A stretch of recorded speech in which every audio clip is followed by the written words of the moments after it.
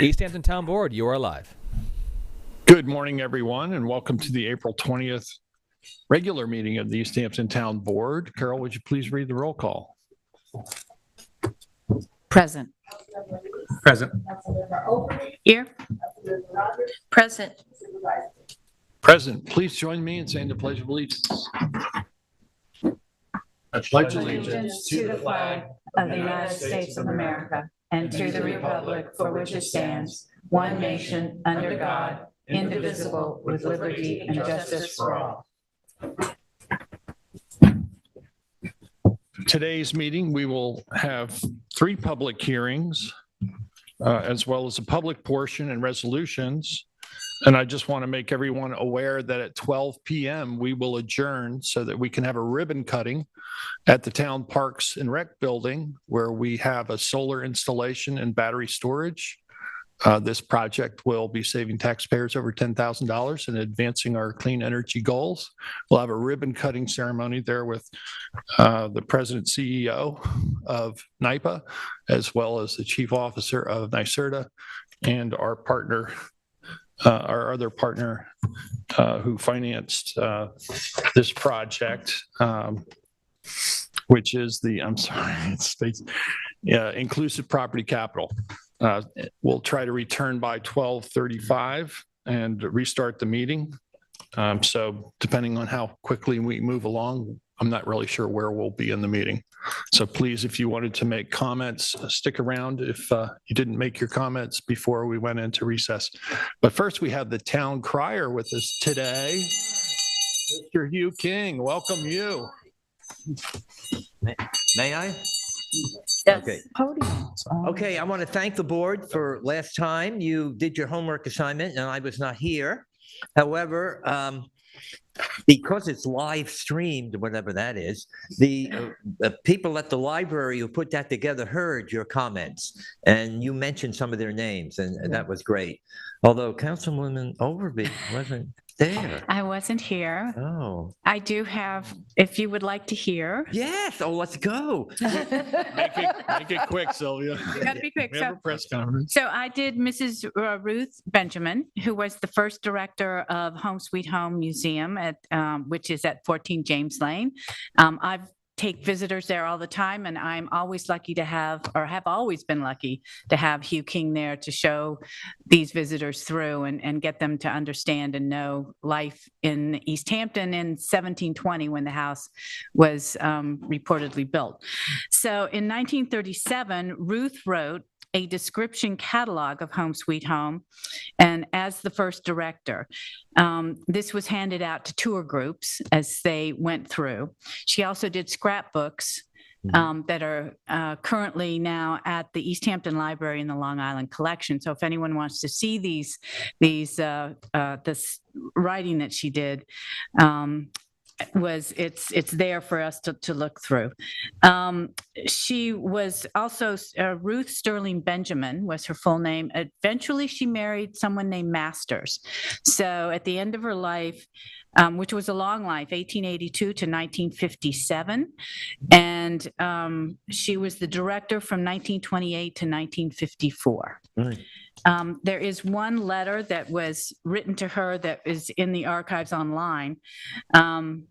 That was, it's interesting because it takes us down that rabbit hole of finding out more about other people that were from East Hampton. And so a gentleman writes to her, and she's in 1934. My dear Mrs. Benjamin, and he calls her a hostess. He doesn't call her the director. Mm-hmm. It is some time since you have heard from me. The Depression and the so-called economy bill all hit me pretty hard, and I've been laying low for some time past. But as the old saying is, it's hard to keep a good man down. Will you kindly send me 6 copies of the Home Sweet Home book, 6 of the pictures for framing of Home Sweet Home, and the balance in better grade of souvenir postcards. I am enclosing $5 to pay for the same. I hope this finds you well and that Home Sweet Home House is doing a good business. kindly give my best respects to Mr. Rowe. So now I have to find out who Mr. Rowe is. And it was signed by Henry M. Williams, who is now living in Phoenix, Arizona. So now I'd like to know his connection with East Hampton, even though he's living in Arizona. Can you imagine poor Mrs. Benjamin gets there in 1927, there were over 1,000 artifacts in the museum. And she didn't really have training for that, but she was there for like 27 years. Okay, thank you. That's great. All right, you done? Yeah, I'm done, and I'm ready for my next assignment. Okay, first of all, I have a couple of announcements on May 18th at the Fisher House. The first event that's ever going to be held at the Carl Fisher House will take place on May 18th. There'll be a talk about Carl Fisher. And then hopefully we'll be doing talks about Austin Corbin and Arthur Benson, the three men who had a tremendous effect on Montauk, and not all of it was good. All right? Do you have a time for that, Hugh? Pardon? Do you have the It's- time? Yes, it's going to be at 7 o'clock at the Fisher House. Also on June 10th, we'll be talking about the reenactment down at the Amagansett Life Saving Station. Okay, and that'll be, I think, at 5 o'clock. Okay? All right, here's your assignment. May 8th, 2023 will be the 200th anniversary of the singing of the song Home Sweet Home. Okay, it first came to light on May 8th, 1823. So Councilwoman Rogers, would you do a report of what you can find out about Henry Raleigh Bishop? He wrote the music. John Howard Payne only wrote the words. The next one involves something of a scandal, so we'll give that to Councilwoman Overby. Thank you. I want you to see what you can find out about Anna Bishop Schultz. She was married at one time to Henry Raleigh Bishop. Supervisor Van Scoyac, Adelina Patty, and her connection to the song Home Sweet Home. Councilman Lease, Jenny Lind, the Swedish Nightingale. What's her connection to Home Sweet Home?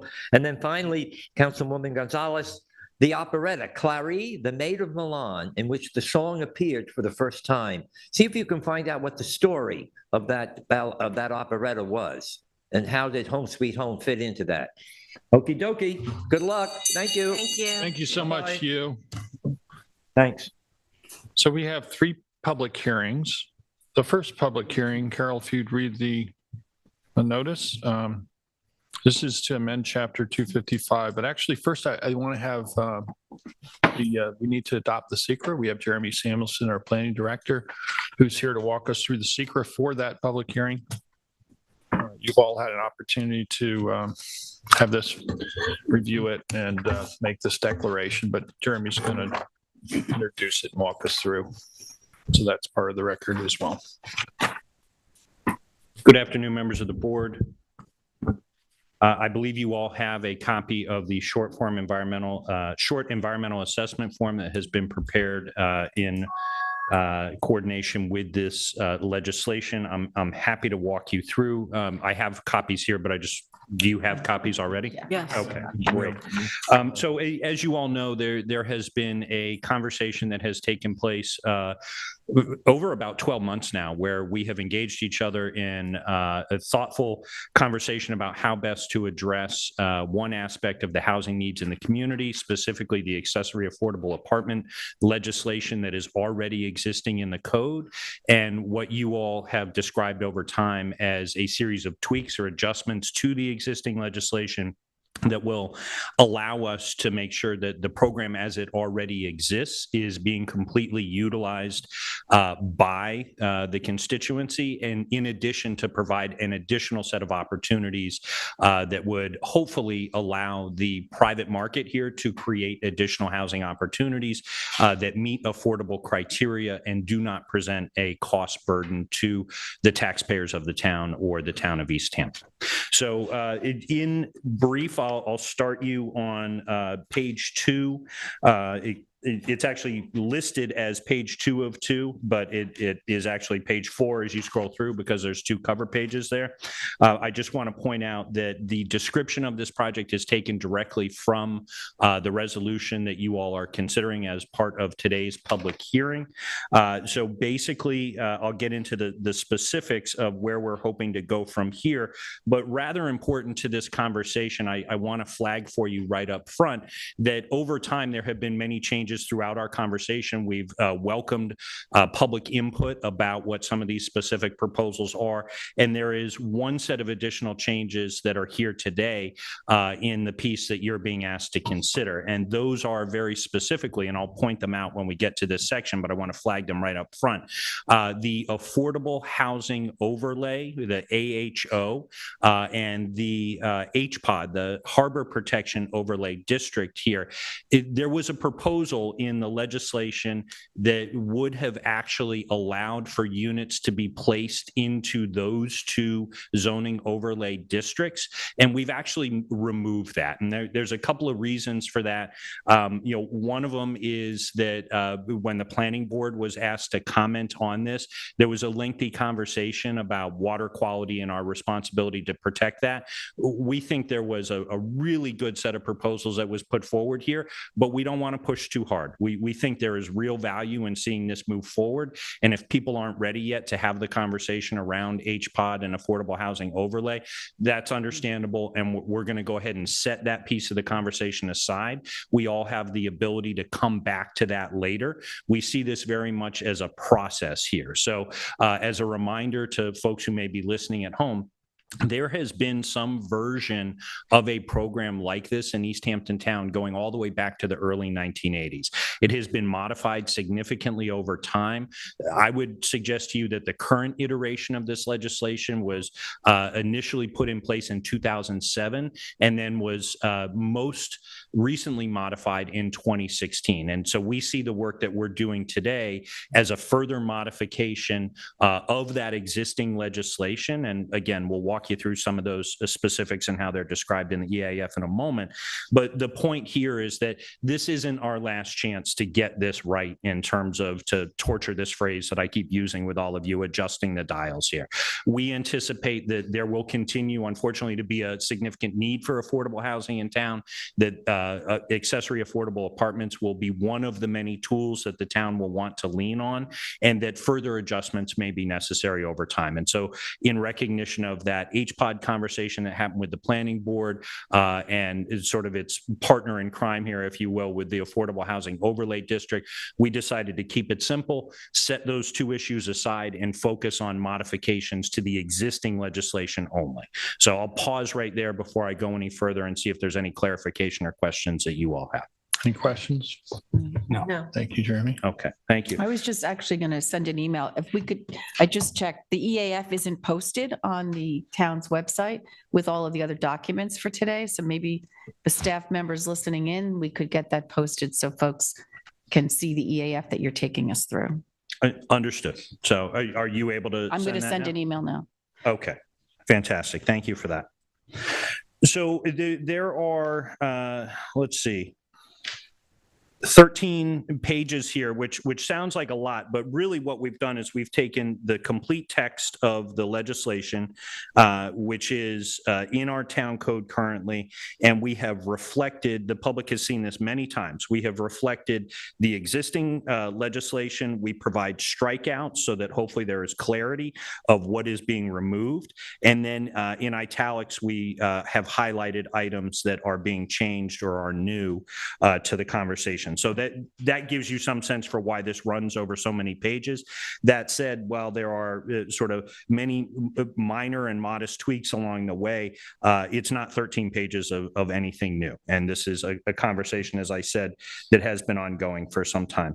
In particular, I would like to draw your attention to 4 items here. So if you turn to what is listed as page 1 of 13, and as I said, there are a couple of cover pages here. And so you'll have to get past the initial page 1 and get to the one that's listed as 1 of 13. And then if you look at item 1, which is 255-1-20, this is under definitions here.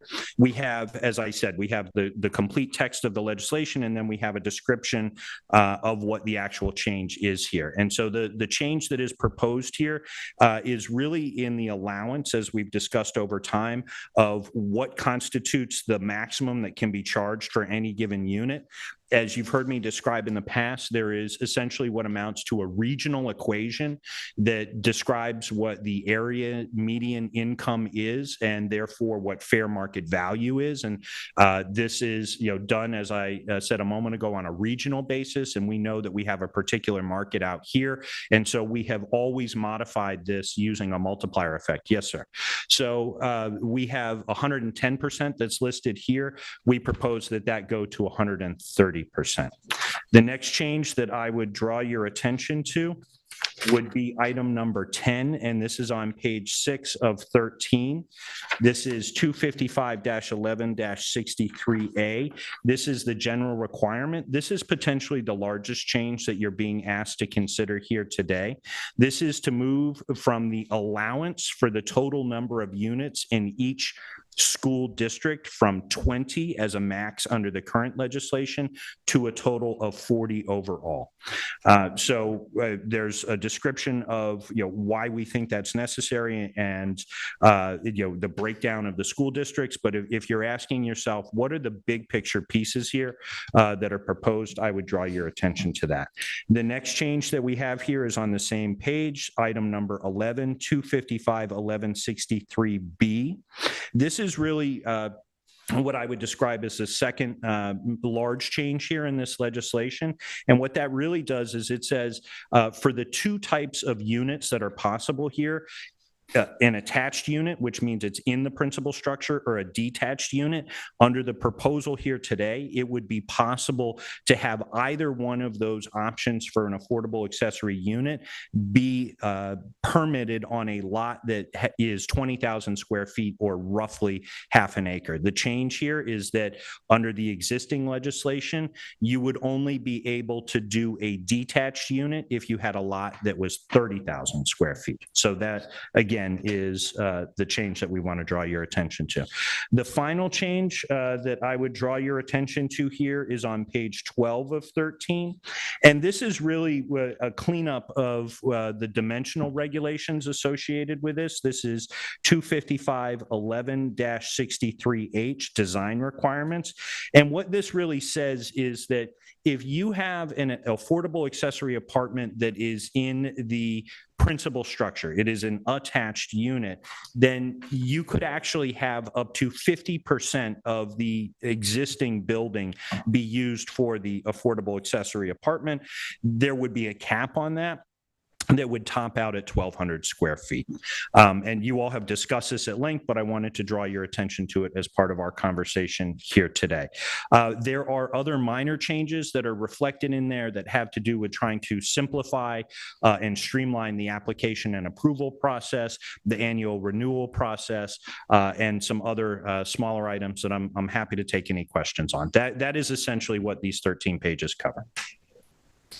So at this point, the recommendation is to adopt a negative declaration under SECRA regarding 255 affordable accessory apartments. Do I have a motion? I make a motion Do we have a to second? accept the Second. EAF. All in favor? Aye. Aye, passed and carried.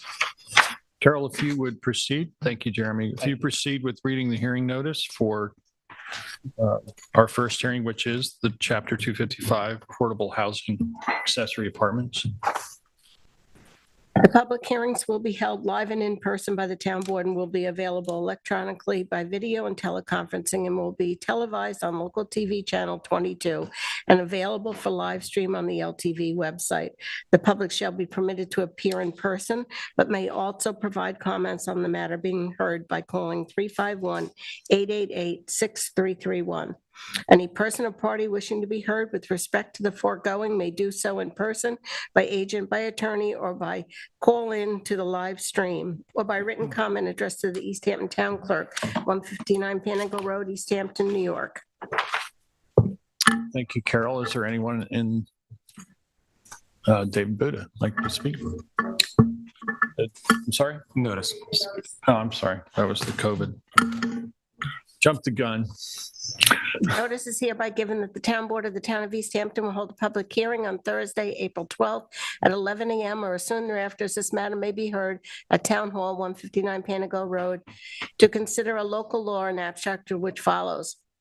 a local law entitled, a local law amending Chapter 255 zoning related to affordable accessory apartments, including amendments to 255-120 definitions, apartment or residence, 255-550 specific standards and safeguards, apartments with commercial structures, 255-1163 affordable accessory apartments, general requirements, 255-1163B site requirements, 255-1163C permit required, 255-1163E issuance of an affordable accessory apartment permit, conditions, leases, fees, 255-1163F lease, 255-1163G occupancy requirements, and 255-1163H design requirements to amend provisions related to affordable accessory apartments, varying the requirements to add such an apartment to the property within the town of East Hampton, as well as the qualifications for those desiring to occupy such premises. The town last updated affordable apartment regulations through a pilot program in 2016 that succeeded in creating nearly 50 affordable housing units, roughly half the total allowed under the program. After detailed review of the code, surveys and community members and organizations, and an updated assessment of housing needs within the community, the town is seeking to simplify the application process and code regulating affordable apartments, as well as to allow for total of up to 200 total units throughout the town. Thank you, Carol. Anyone in the public wishes to address the board, please try to keep your comments 3 minutes or less. Mr. Buda. Good morning. Morning. David Buda from the Springs. I consider Mr. Samuelson to be an excellent planning director. However, if he were to be judged as to his qualifications as an attorney, I don't think he would fare as well. He has led this process to this point, and there's several troublesome issues. The resolution that you apparently just adopted to approve a negative declaration, as far as I know, that resolution is not on today's agenda. As Councilwoman Burke-Gonzalez already pointed out, the proposed short EAF was not posted to the town's website as part of the materials concerning this public hearing, so I have no idea what it says. Those things should be a standard practice and a standard procedure that you're obliged to follow. In fact, what you just did is very analogous to what Sag Harbor Village just recently did, which was just overturned by a court because they adopted a slapdash secret approval concerning affordable housing requirements, and that was not deemed to be following the appropriate legal requirements for a major significant zoning change. So I ask you to continue this hearing until the next board meeting, next regular board meeting. Do what you should do, allow the public to see the secret, see the resolution, and not act by putting the cart before the horse. Now, I have only two concerns about this legislation. Also, I want to thank Mr. Samuelson for preparing what I would call a red line copy of the code as to be amended by this change. It's much easier to read than the actual language of the resolution, which has to follow all the legalese as far as cut and paste, hard to read. But as far as I know, and it was just a couple of days ago that I printed it out, it doesn't seem to be what's before you. Because again, procedurally, there were irregularities. Instead of waiting to refer this issue to the planning board for their review and to receive from them their recommendation letter after the discussions, which has apparently resulted in changes to this legislation, the planning board letter of recommendation is not part of the record. But I listened to that discussion, and sure enough, as Mr. Samuelson just said, they had grave concerns about, under any circumstances, doing something that would increase density in the water protection overlay district, or I should say in the harbor protection overlay district.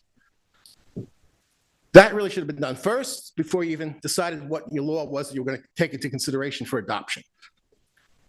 The final language of the legislation apparently is not what's on the website.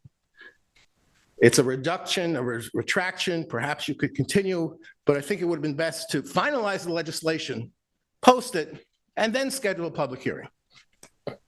Now, the two troublesome matters. I strongly advocate the provision and creation of additional affordable housing in the form of apartments. The town is doing that on 3 Mile Harbor Road. It's going to do it soon on Route 114. It's may do it in Plantigo Road. You had done a study some time ago, the planning department had undertaken a study to look at all available vacant lands that might be appropriate for adding the affordable housing overlay district to it. You did that in part. I think you should go back to that process. That's the process whereby you can obtain meaningful increase in affordable housing apartments. This process is not working. How do I know that? Because according to the numbers, except for one illegal apartment in Wainscott, no one in Wainscott, no one in Amagansett, and maybe very few people in Montauk are taking advantage of it. So it's not achieving its desired objective. What this is contrary to your other public policies of preserving and protecting open space so as to minimize density in those areas that are within the water protection district, which includes all of Springs.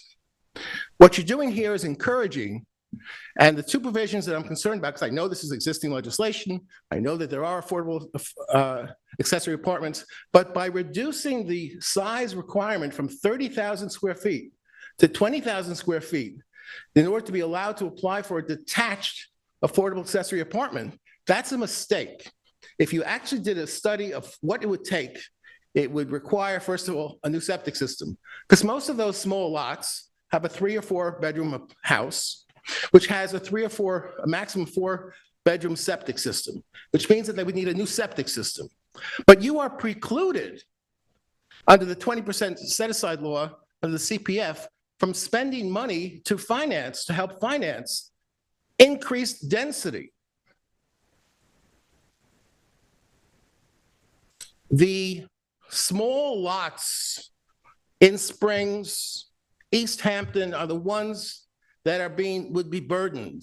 These affordable accessory apartments are going into the 2 school districts that can least afford new students, even with the significant limitations on the size, 600 square feet, and number of bedrooms, 2, for a detached affordable accessory apartment. It's still going to add children, students in parts of the town that can't really handle them and aren't the places where you should be directing your attention to increasing affordable housing apartment opportunities. They are in Wainscott, they are in Amagansett. So, the other provision was taken care of. The planning board did speak.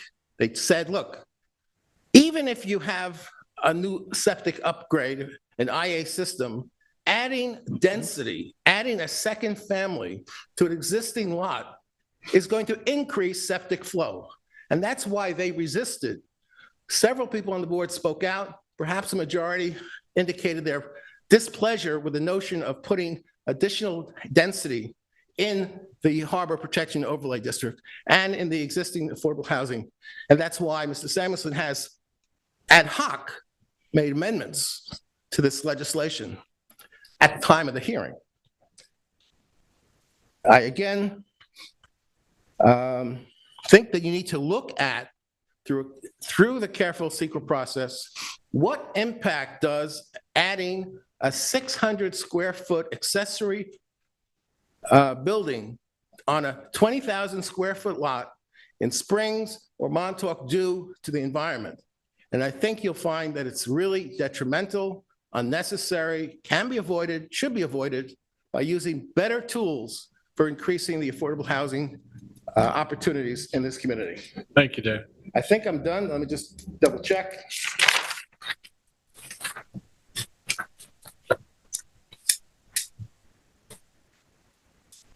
Thank you, David. Thank you. Anyone else wish to address the board? Jane?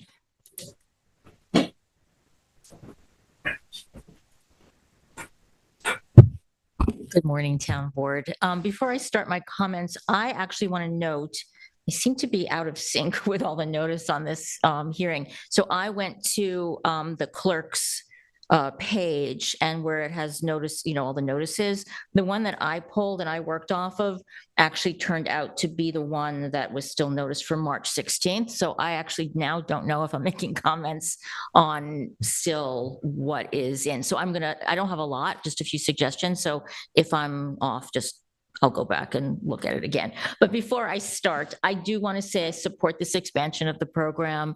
ADUs represent, as you know, another arrow in the quiver, and we have to come at this issue in every direction we can. And secondly, I do want to acknowledge my appreciation for the robust and the iterative discussions over the months, the leadership, the planning department and council across this sort of lengthy number of work sessions. So I'm a geek and I like to watch that stuff. Anyway, so just a few suggestions. And again, maybe these have already been reiterated. I was interested in, I guess, 25550 apartments with commercial structures, and it talks about, the size, and it says in case no more than 1,200 square feet or 50% of the GFA. In a commercial structure, I was wondering if it would be worthwhile, instead of just saying up to 1,200, to actually sort of scale the size relative to the number of bedrooms, or if those are also only limited to 2 bedrooms, because I think what we're seeing in commercial, when developers are coming in and trying to put residential, potentially affordable units on top, it's sort of, I think, nice to know that you're getting as much bang for the buck. So if it's X number of bedrooms, it can be this size. So that was one suggestion. Secondly, go quickly. It talks about, obviously, the need to, I think, re-up the permit annually, which I remember hearing the discussion.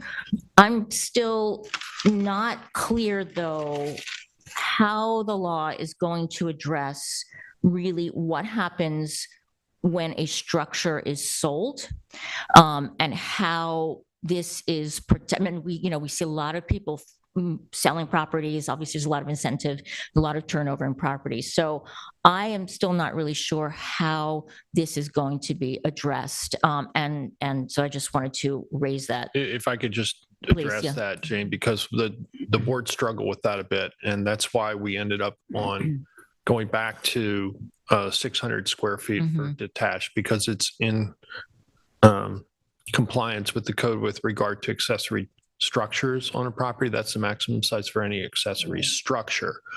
So if the use stops, the building size wouldn't be non-compliant. So we reduced from a proposal, I think prior to that was 900 square feet. And we all saw that could be a problem going forward. So we made it consistent with accessory structure square footage. Thank you. And then I also couldn't remember if I know there's an annual renewal process, there's an application.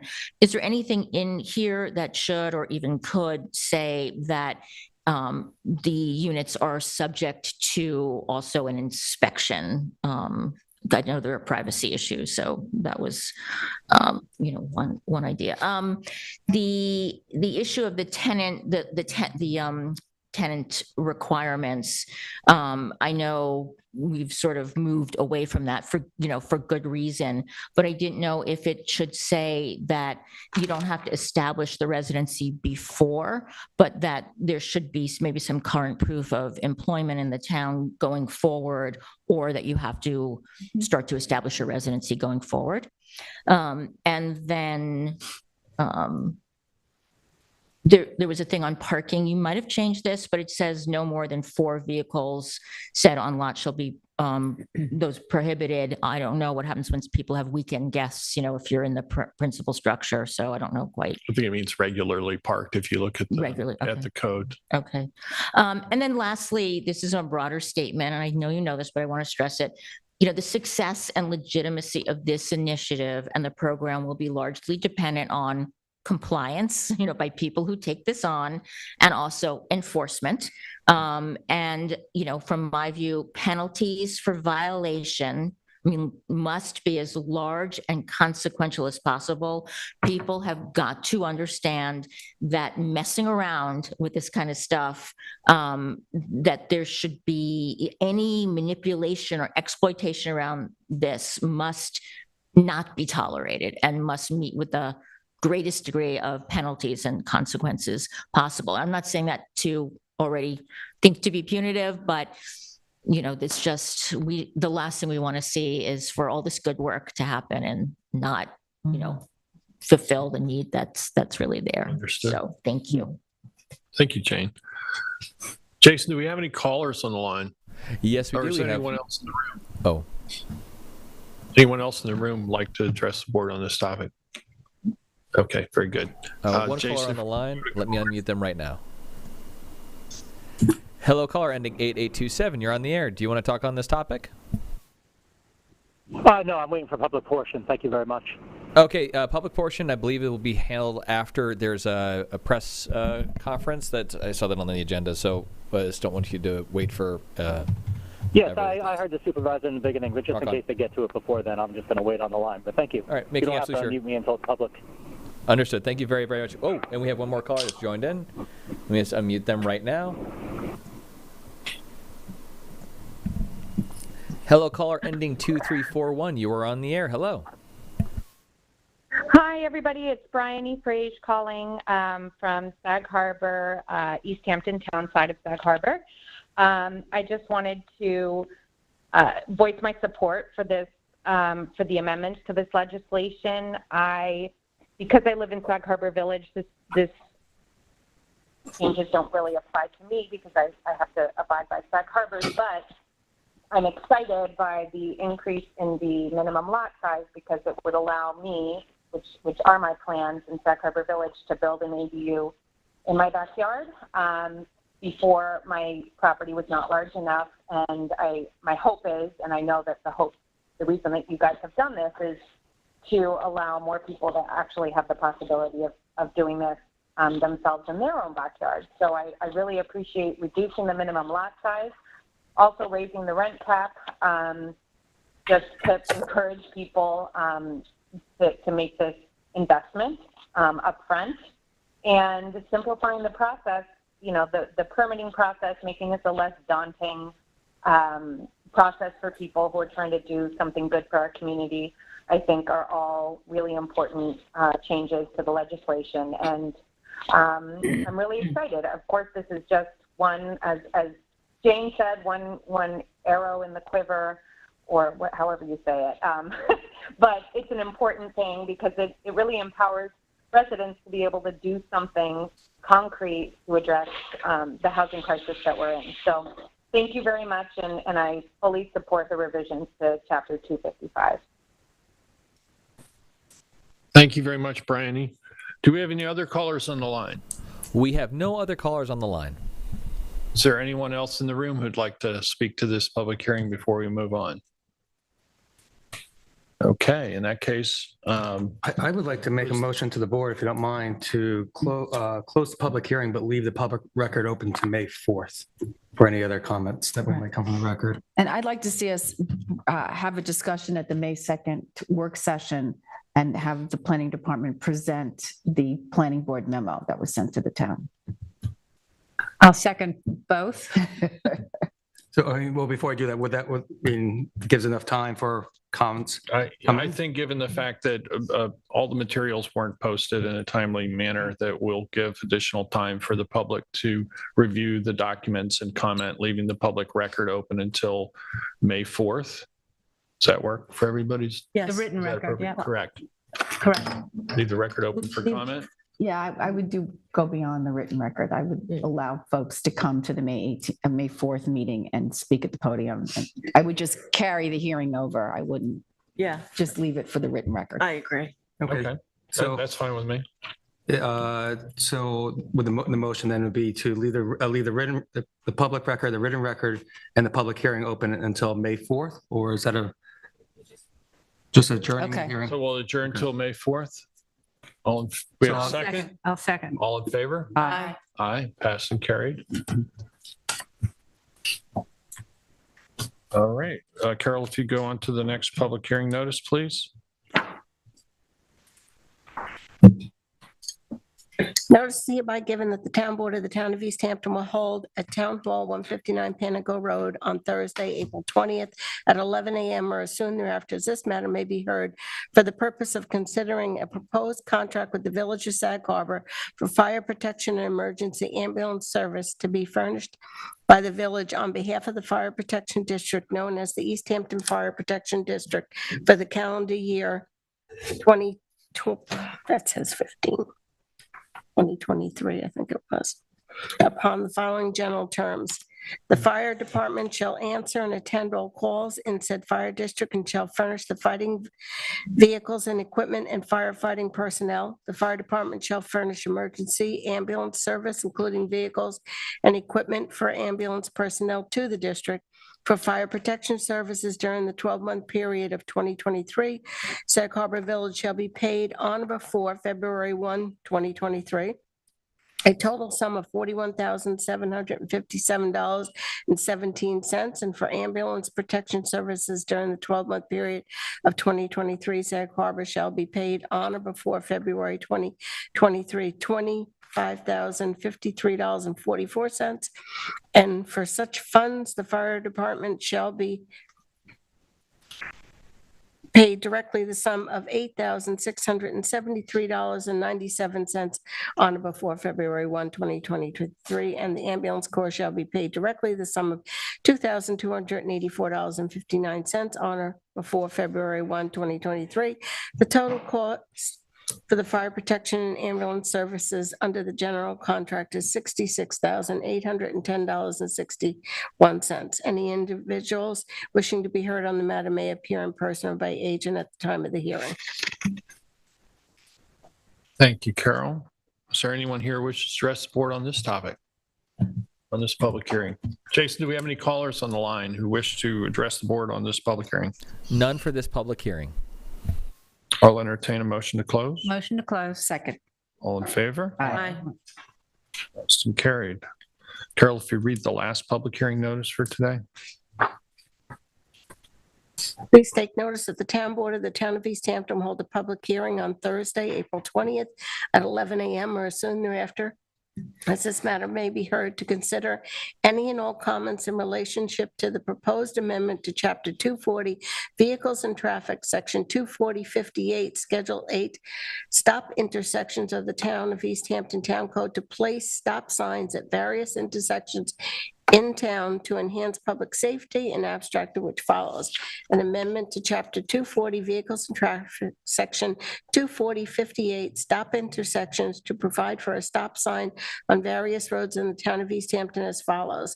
A stop sign on South Elmwood Avenue in an east, northeast, west, southwest direction at the intersection with South Edison Street.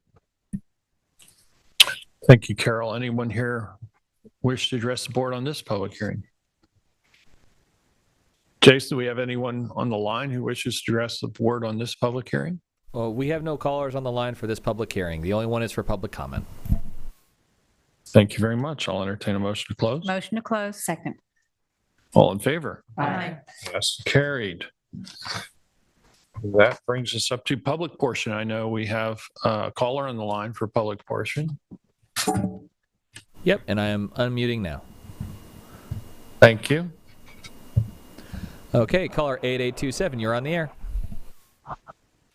Hey, good morning, Town Board. This is Joe Karpinski. I know that, Supervisor, thank you for answering my email this morning on the topic for the resolutions on 73 and 81 Bayview Avenue.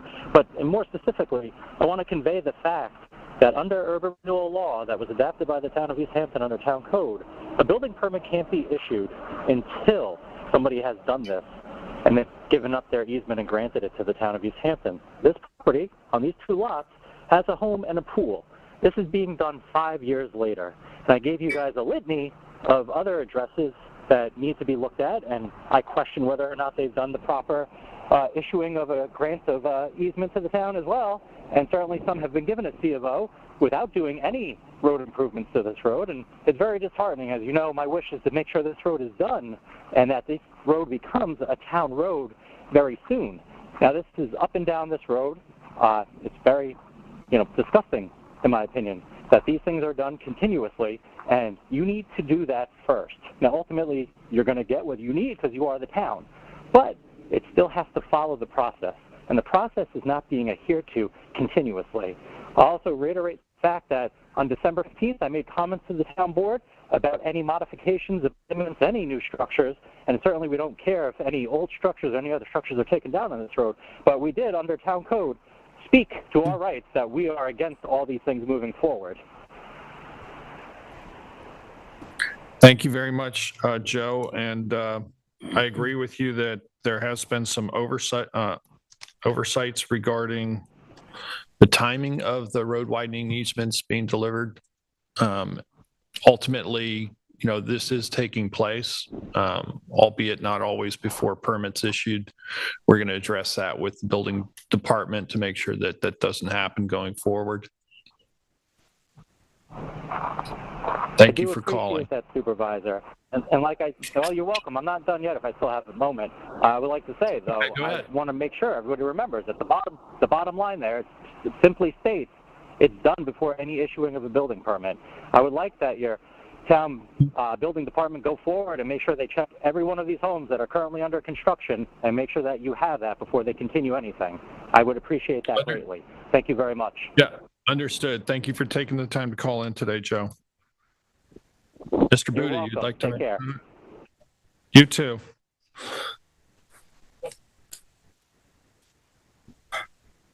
Following up on Mr. Karpinski's comment, it's been more than just a little lack of oversight. I think for decades, the town's multiple agencies involved in approval of development permits, building permits, road work under the urban renewal map plan have not coordinated, have not all gotten on the same page at the same time. I was absolutely horrified to find recently that a wonderful subdivision that provided for scenic easements, by looking at the actual documents, no one bothered to record the scenic easement. It's not just today, it's been going on for decades, because it involves a lot of people, a lot of different departments, building, planning, legal, town board.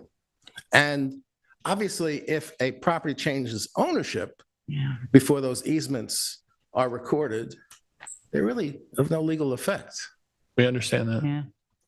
Okay, the other comment I want to make is, I shudder when I hear the discussion, the comment earlier about referring to this legislation, which is, this was discussed in today's public hearing, which is for affordable accessory apartments, referred to as legislation to encourage ADUs.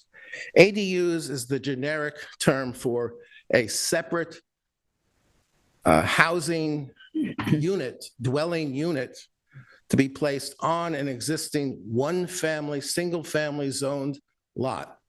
The housing zealots in this state have been advocating changing, overriding zoning, single-family zoning, to allow ADUs everywhere.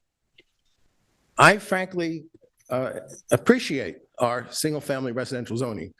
I don't find it to be inequitable, as some people do. I think it's what people choose. They have the right to choose. Our town zoning since 1957 has provided for it. It needs to be upheld, encouraged, maintained. And any notion, your AAA legislation, affordable accessory apartment, is not of the same nature and tone as these state-provided suggested accessory dwelling unit legislation. They are more akin to the governor's misguided housing compact. It's in fact imposing an ADU legality, making them legal in the city as part of the current budget discussion. And it had been proposed for Long Island, but was fiercely opposed by nearly unanimously by governmental officials, including the supervisor's comments about it. And we forwarded a letter as well, right, stating our position on that. So whenever we discuss the town's efforts, let's continue to use the AAA affordable accessory apartment acronym and not the ADU. I don't believe we did use that. I thought Actually, that Mr. was- I thought it Samuelson was a once member did. of the public who used that. Today, it wasn't mentioned, but I can tell you that in some of your workshop sessions, Mr. Accessory Samuelson dwelling referred to it as unit. accessory dwelling units, but he really meant AAA. It's a matter of semantics, and I don't think just because we're using ADU or, affordable accessory apartment, AAP, that they're necessarily different in their nature. Affordable, the requirement that the unit be registered and restricted and Understood. supervised by your town housing department under your affordable housing guidelines, that's part of the AAA. Well, It's not ADU could also necessarily- be Affordable affordable dwelling dwelling. unit. So, that's what I'm saying. We don't support just additional density unless it's addressing our affordable housing crisis. However, unfortunately, the common definition of the acronym ADU is accessory dwelling Again, units. it's a matter of not semantics. affordable dwelling units. I believe it's a matter of semantics, but thanks for pointing that out and emphasizing the fact that we differentiate our opinion based on the two different models that you suggest. Affordable must always be in that Correct. conversation. We agree. Thank you. Anyone else wish to address the board? Jane? I'll be super quick. And since we're on an affordable theme here, a number of months ago, I came running to the podium after having listened to the night before to a planning board meeting where the planning board was reviewing a potential subdivision of, now I'm forgetting the address, on Panago, what used to be the Stearns property. 50. Thank you.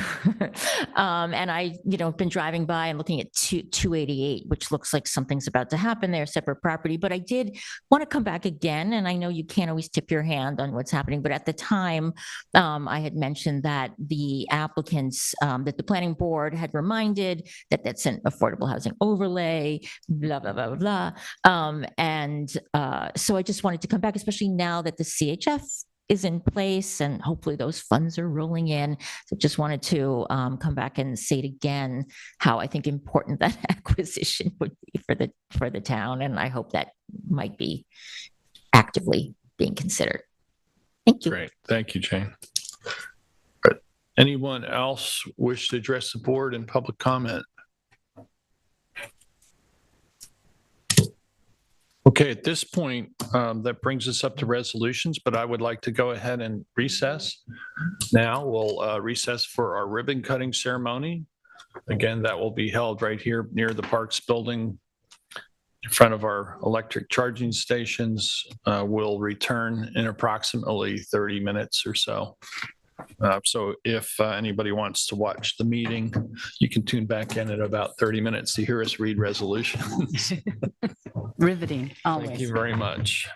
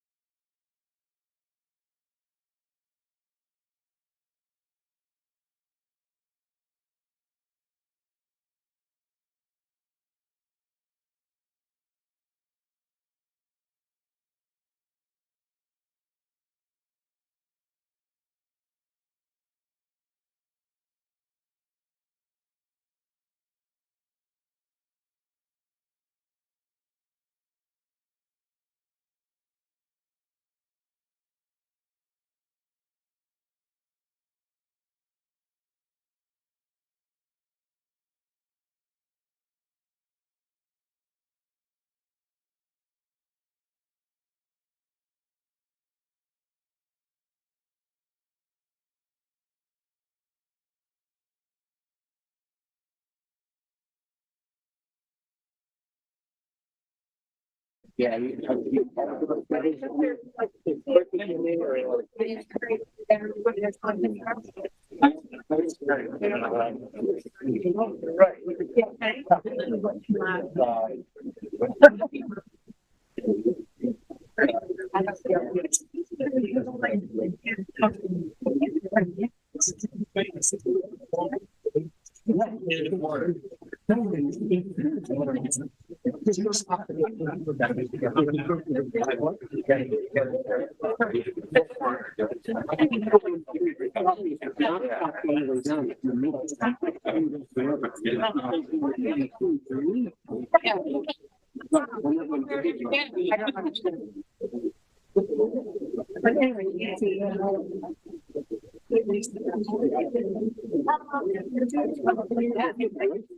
Yeah. So who do you want to pick for them? Get the name. Yeah.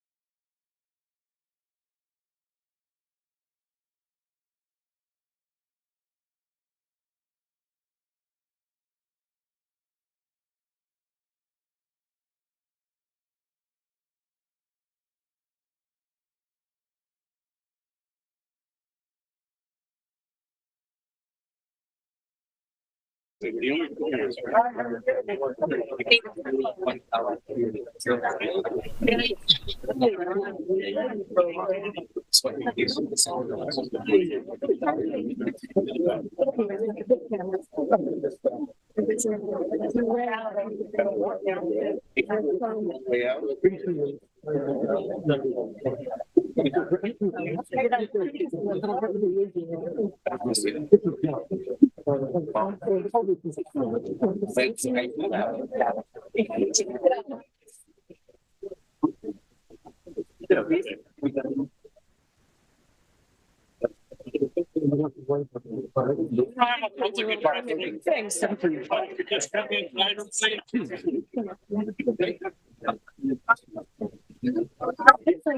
like to welcome everyone today, especially our partners for this project.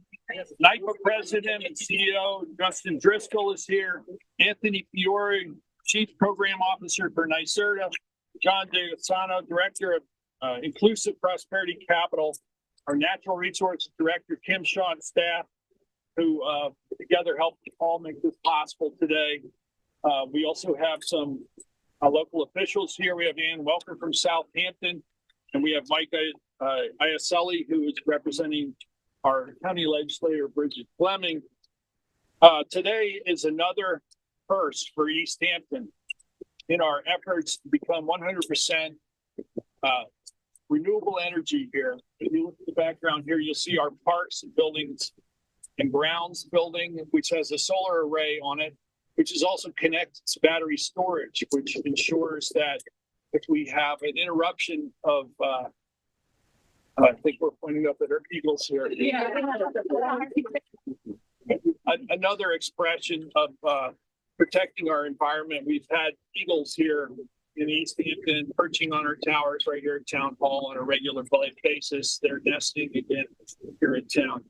But, you know, this is all tied in, protecting our environment and ensuring a clean, green future, not just for East Hampton, but, you know, this has to be a global effort if we're going to survive on this planet.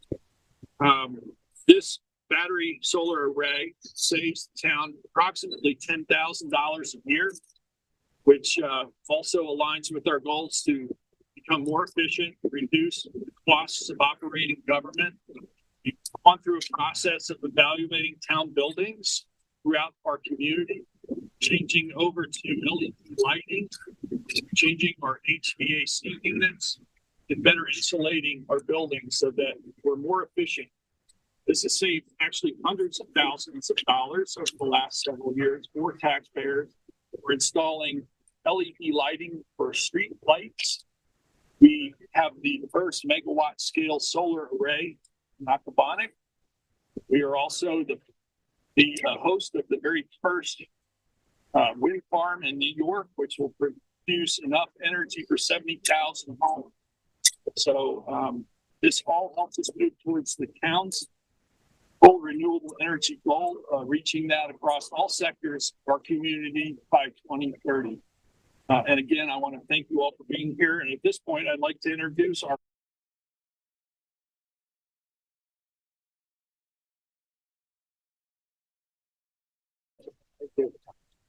Good morning, everyone.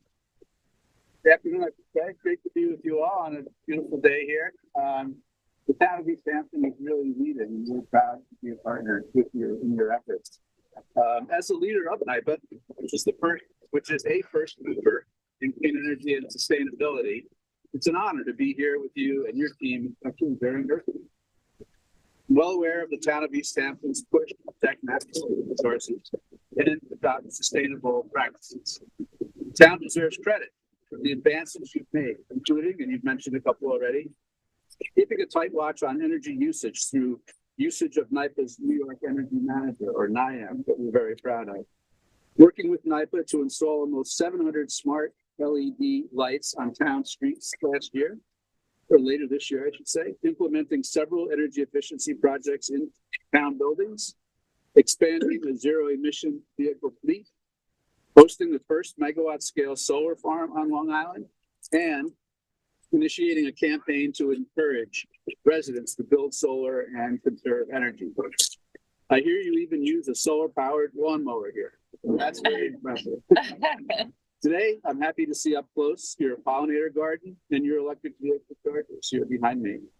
It's quite clear that you are a leader, and we like to think of NYPA as a leader with you, and again, happy to partner with you.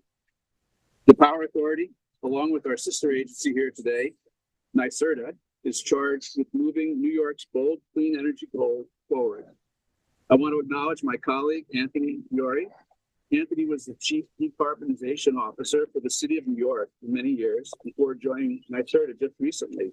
And I happen to be a member of the NYSERDA board, and we're very proud to have you on the team. He has a vast career in energy programming and policy in New York State, and we're pleased to have him here with us today. Together, our agencies have a long and proud history of developing energy solutions that lead to greater energy efficiency and provide increased access to clean power. NYPA has a unique role in helping local and state governments throughout New York manage their energy needs and reach their decarbonization goals. The use of innovative energy solutions reduces expenses, increases resiliency, and lowers greenhouse gas emissions. And while this latest project on top of the recreation building behind me, the town of East Hampton now stands as a model throughout the state for advancing solar access and utilizing affordable, clean, and reliable electricity in its operations. NYPA is pleased to have been a partner in helping develop this installation that will allow for the long-term integration of more clean, renewable energy resources. I also want to take a moment to recognize NYPA's project engineer, Ben Cuozo, who acted as the energy advisor throughout this project and was a key player in getting it over the finish line. Thank you, Ben. I also want to acknowledge John D'Agostino of Inclusive Prosperity Capital, or IPC, which owns and operates the system, and thank Solar Liberty as well, which designed and constructed the projects that could not be with us here today. The town of East Hampton is taking the lead among Long Islanders, its Long Island peers, when it comes to transitioning to greener technologies, reducing carbon emissions, and implementing economical projects. Your community has demonstrated a firm commitment to preserving New York State's natural resources. The town is charting new ground by pairing solar and storage to offset energy costs to town taxpayers. You're an early leader statewide for a growing technology that will increase resilience and bring stability to the power grid. Solar holds such great promise, but we need to make sure it can be delivered when and where we need it. So this is the first of many projects to come that will further reduce carbon emissions and help New York State achieve its clean energy targets. NYPA has more than 24 solar projects actively in the works, including solar and storage installation at the Javits Center and at JFK Airport in New York City, and more to come. We also are building an extensive EV fast charging network throughout New York State. And we recently completed a site in Hampton, and will soon build one of our largest locations yet here in East Hampton, next to the YMCA on Amber Lane. We're all working toward the same goals. New York State mandated to procure 70% of electricity from renewable energy by 2030 and to a carbon-free power grid by 2040. The town of East Hampton, with its innovative spirit, also has pledged to achieve community-wide renewable energy in all sectors by 2030. Under the leadership of Governor Hochul, the state is focused on solar and plans to install at least 10 gigawatts of distributed solar by 2030. The new framework calls for 6 gigawatts of energy storage also by 2030. So as you can see, New York State is committed to a clean energy future, and with the support of local communities like the town of East Hampton, we will continually find better ways to combat climate change. I'm confident that the town of East Hampton will serve as a model for other communities in New York and beyond to follow. So thank you very much. And now I'd like to turn it over to my good friend, Anthony Fiore from NYSERDA.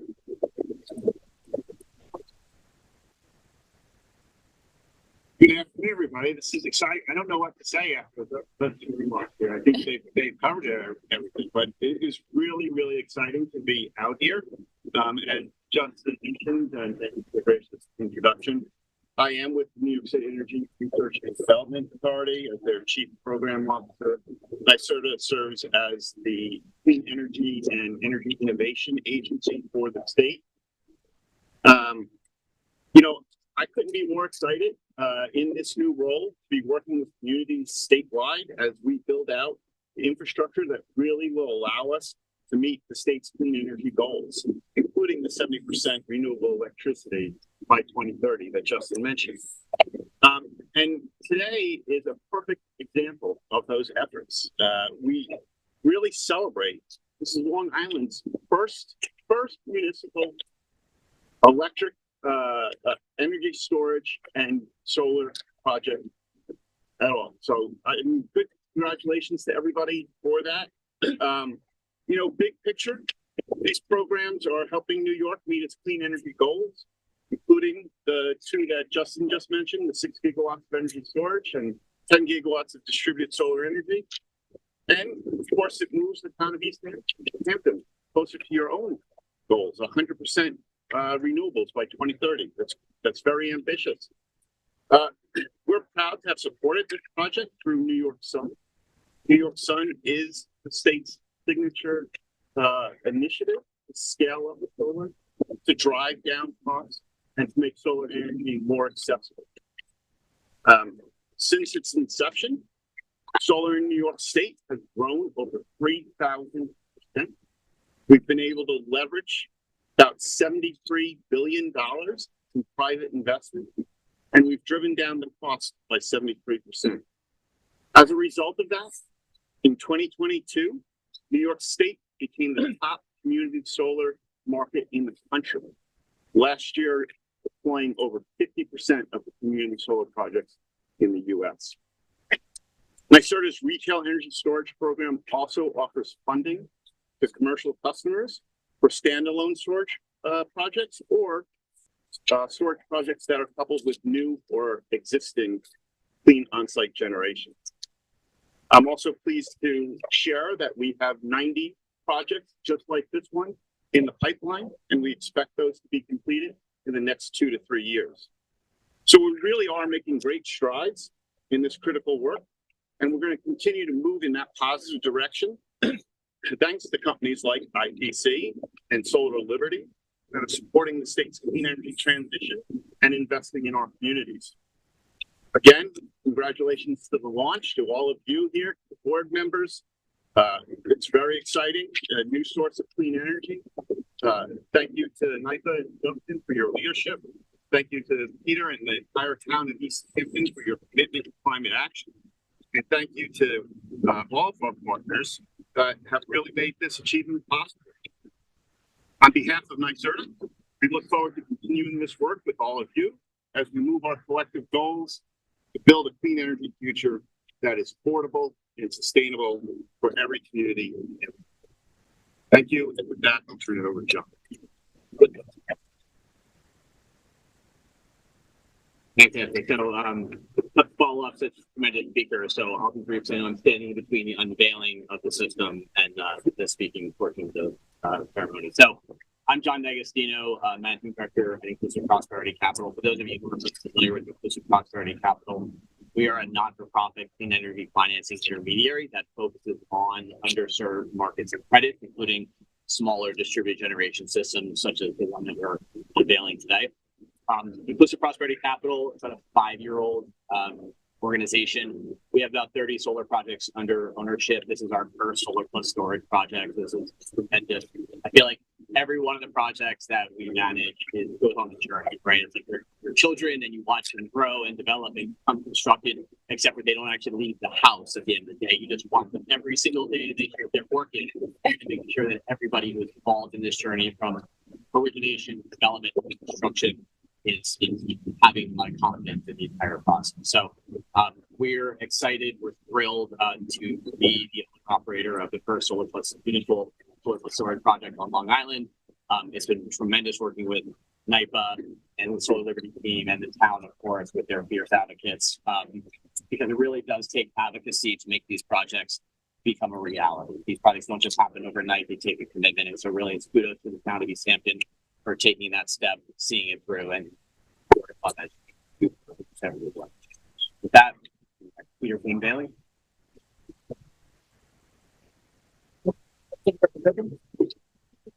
I have pretty big scissors. Red ribbon.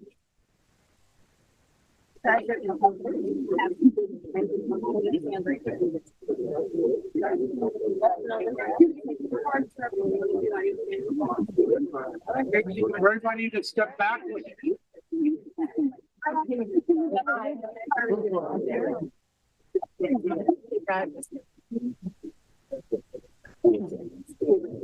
Absolutely. Make it safe.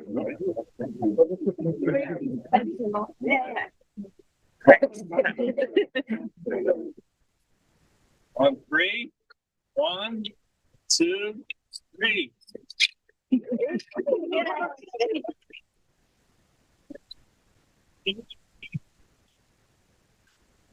Staff, and our citizens who give us the support we need to make sure that efforts like this move forward. Our attempt to reach renewable energy, a worthy goal, and again, thank you all for helping us move one step closer to it. At this point, please take a look at the folder right here. There are folks here that can think about how the system works. I'm going to check the time because we want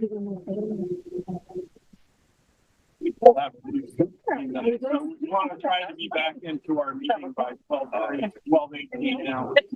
So there's opportunity, thank you. There's opportunity for more photographs. You take that handshake again? Can I just get a video on that one more time? Give me a moment. Handshake. Congratulations. Oh, sorry. Sir, please say your title, spelling first and last name, and then you, sir. Peter Van Scoy, good spelling. Town Supervisor, East Hampton Town Supervisor. Spell your name. VANFLSCOYOC. Justin Driscoll, Acting President and CEO, New York Power Authority, DRISCO. Would you like to comment? That's for the folks in the office, because I'm not there. Thank you. So, one more, it's 10 and 10. It's 10. Yep.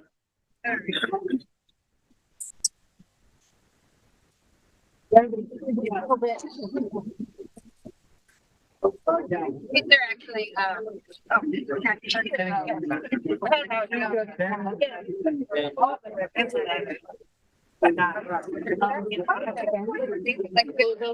The guy who's second at the end, so you want to get back to that? So yeah, then you could just grab. He'll know the details.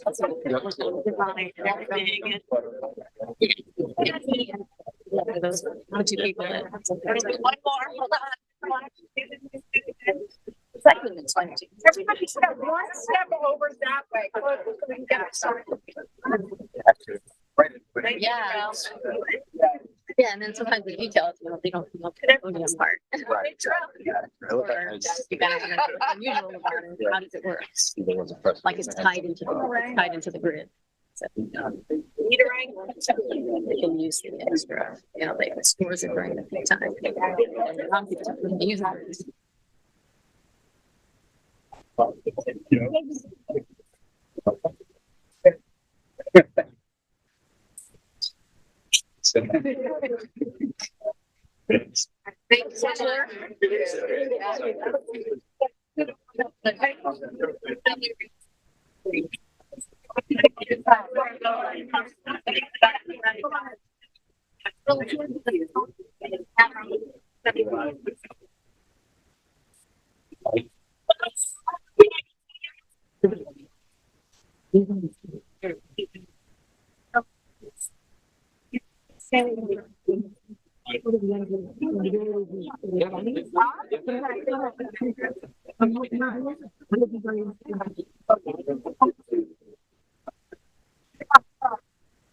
There you go. Now we're going to take a tour of the batteries. Okay. Okay. Hey, Jason, I think we're going to take a tour of the battery up there if you want to stick around. Hello? Yeah. Hi, Jason.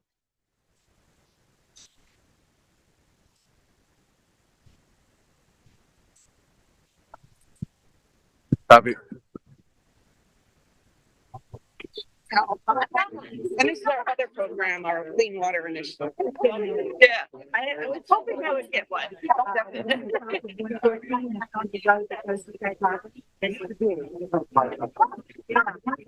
Yeah, I know you are. Yeah. I did take one. But so I can't attend conference. I did, but yeah. You called 114, you went right by. So it's closer to that. Let me explain. Always very old. So I can get something to 1 minute. No. 1 minute each. Yes. Just Should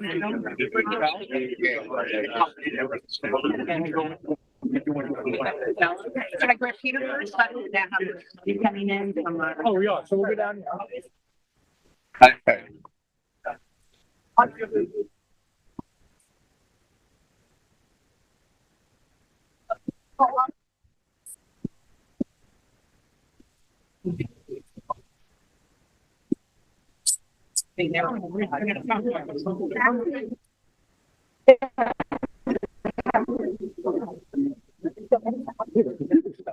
Wednesday, maybe on couch to the bird. You get the potassium or anything like that? For about 3 weeks. And you get any kind of glare around the edge? Right there. Yeah.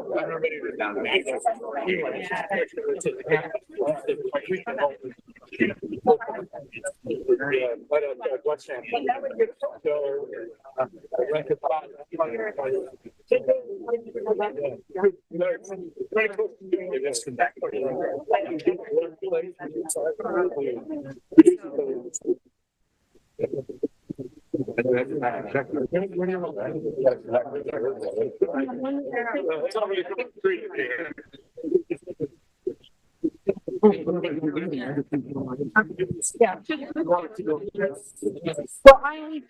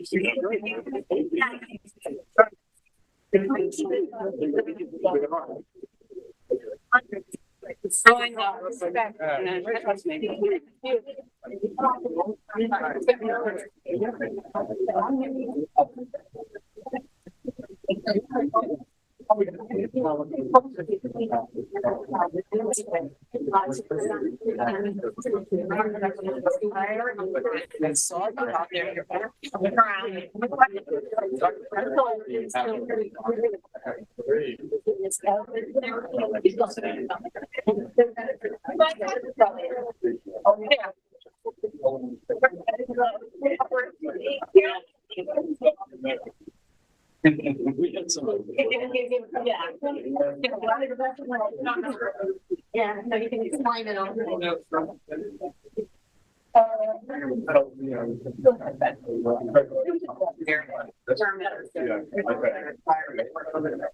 Yeah, what we're seeing here is the inverter and the energy storage unit. So the white boxes on the wall convert electricity from direct current, which the solar modules are producing, to alternating current, which we can all use in our everyday life. The gray boxes on the wall store that energy for periods when the grid needs it the most. When the sun happens to go down from the clouds and you have this wobbling of energy and production, the battery storage units will turn on and modify and smooth out that power. You can then store it for then times when the grid needs it the most. But effectively, what you have here is a number of different arrays and battery storage units. So once it's go down to maintenance, you can still have the remainder that are up and operate. That's pretty much the simplicity of these systems. It will sit on the roof, create the store energy for when the grid needs it the most, and the maintenance. That's effectively what you have here. And I'm happy to take any questions that on the individual components, how it was put together, different processes that you need to do to ensure that you have an operating system that's compliant with the permits, the codes, and everything. Wondering how long it holds the charge? So it has 140 kilowatt hours, and it depends on how much you then use it for. So it can discharge that over a course of 2 hours generally. So how many arrays go into like one battery, or is it? There are, I think, about 8 to 12 solar panels per inverter. And there's 75. 75 Total. Kilowatts, there's 164 panels. 164. This is why you have so many inverters.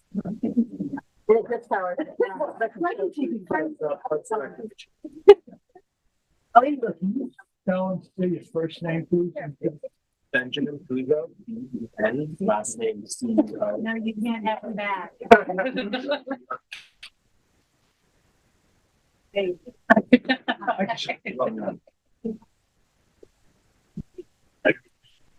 give it to you.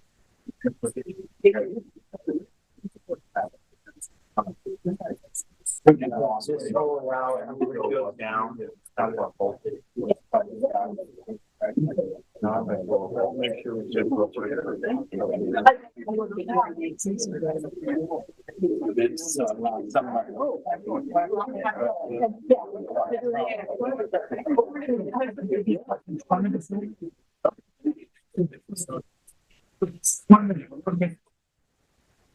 Gentlemen, thank you for your patience.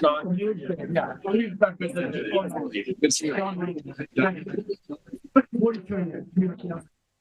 The ceremony. Catch. Gravity is not the cramps. Shooting for LTV Studios. It's a local TV network of Long Island, East End. And we hold the town board meetings. We film every town board meeting that happens in East End. And we do other things as well. We do public access. We do a public access station, yeah. Is it really active public access? I get a lot of people using it. A little bit. We have like 30 shows. But you're so fanatic. All kinds of different shows. It's been going on since like the 70s. I live up Spain. Okay.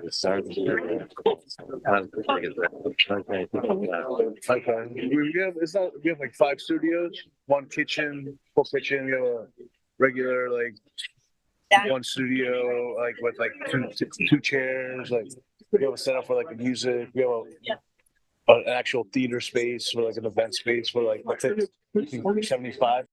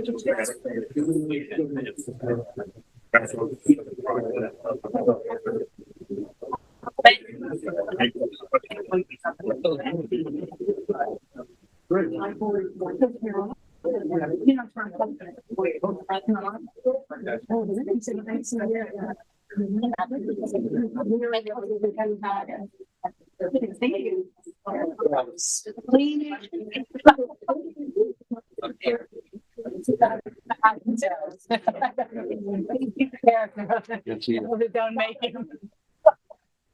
Nice to meet you too. Yeah, he's okay.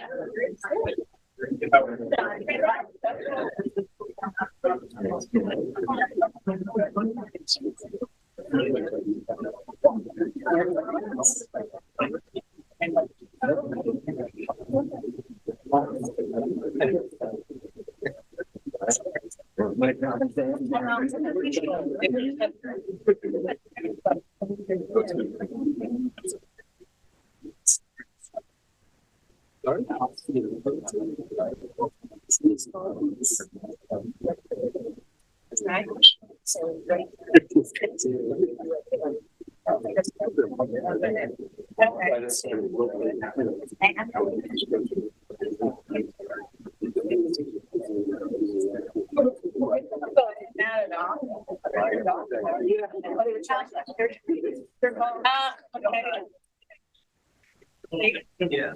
Oh,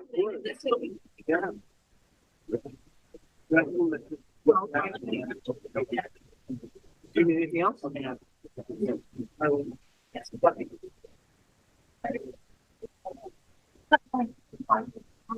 about here. No, that in the background. Gentleman here. Here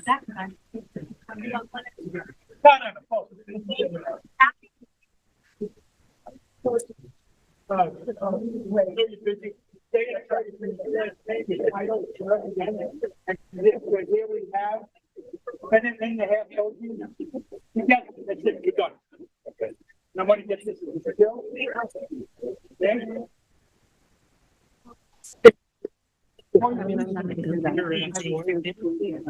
It'll CANSCOYOC, East Hampton Town Supervisor. Justin Driscoll, acting president, CEO of the New York Power Authority, RISC. So we're so pleased to be partnering with NYPA on this project and our other partners. This voltaic system will charge batteries, which will be held in reserve for when it's most needed. And this project also saves taxpayers about $10,000 a year in electric charges that would otherwise be. We're very proud to have partnered with the town. First municipal solar and storage project on Long Island, and we're hoping that it's going to be the first of many. We're also working with the town on a whole portfolio of clean energy projects. Charging, we're going to continue to work with the town to help them achieve their aggressive clean energy goals. Gentlemen, thank you for your patience. Much appreciated. Where is the gentleman from, sir? Sir, please. Oh, sorry. What are we doing? News day. You're doing news day. You're gonna introduce yourself to me? Tell me what.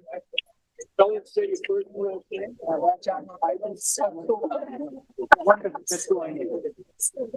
How you guys doing over there? Back at LTV.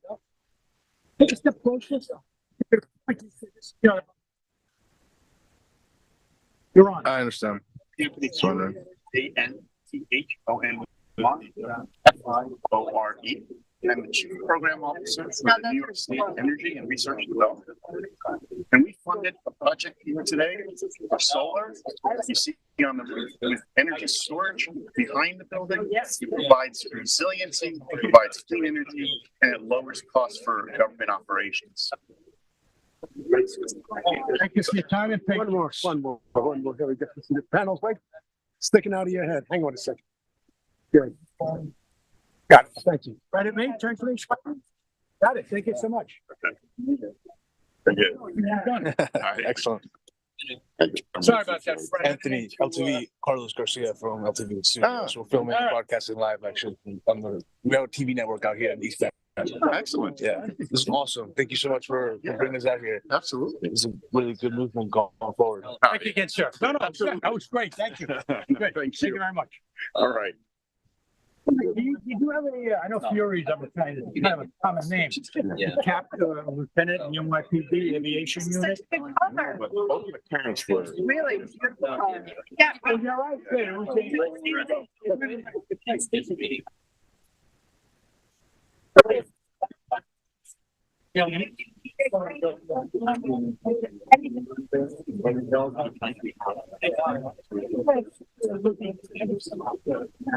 was thinking the hotel that we're staying at.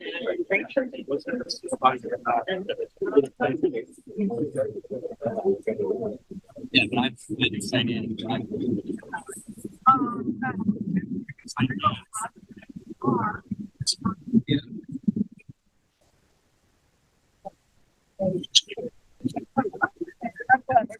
it's covered by, so, the transmission, that might, it was, it was being disagreeable that takes a year. Oh, yeah. So I just did Falcon. And Falcon said they put it up. And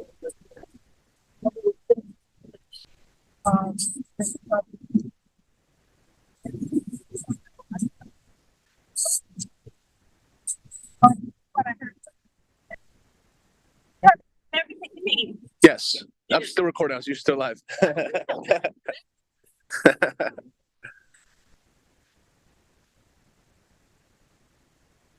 And back to you, Jim.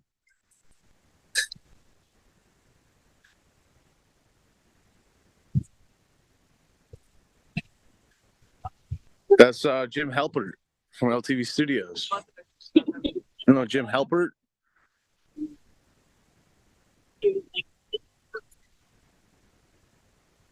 And back to you at LTV Studios. Oh, that's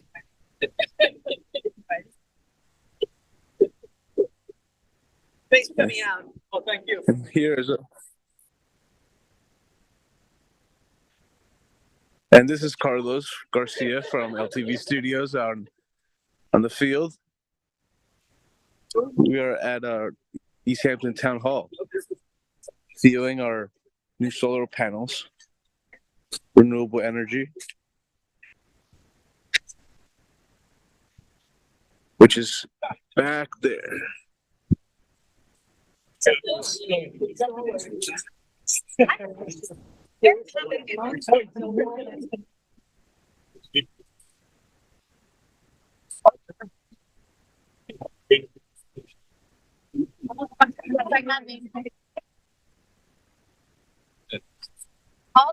All the speakers.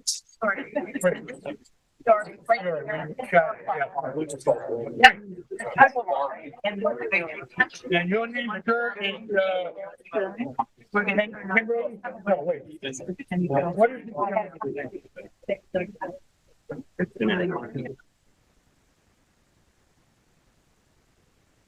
Where's Jason?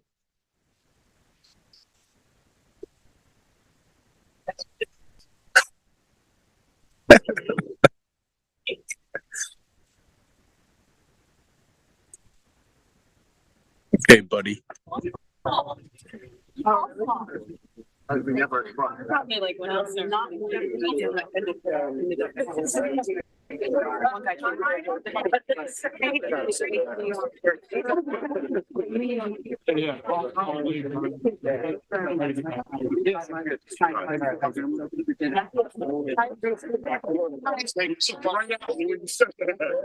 Yeah, just like driving up and down. It's like, Funny, like they didn't know stop billing. Oh, because you don't want the.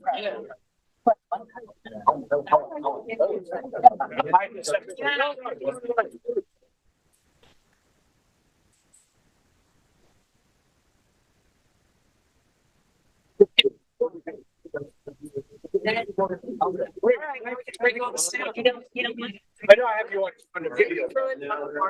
Yeah. That's my fault. Great. Thank you, folks. Yeah, they will.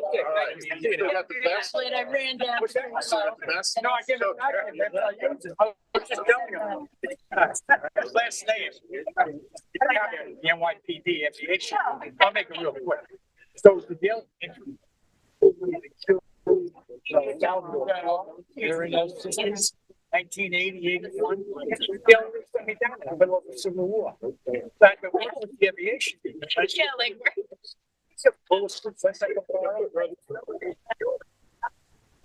Last night, we were retired. Yeah. It's quite a coincidence.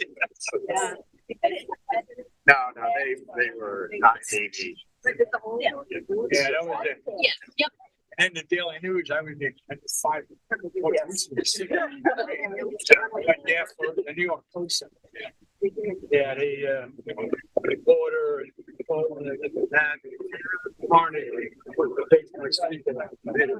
Going back now, Joe did a feature on a guy from Miami. He was a playboy, drug addict, became homeless, put himself together, now he's providing glass windows for people that, this one went off, even if they built dock.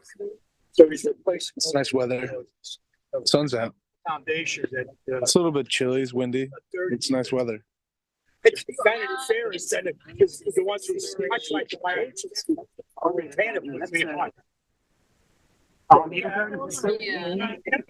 It's usually not much. Like, Yeah. He was at the New York Daily News, and then he went to the New York Times. He was former editor of the Daily News. Nice guy. And, yeah, Yeah, you too. Okay. I think everybody's going back inside now. They're taking the posters down and all that. Yeah, and here, take it back.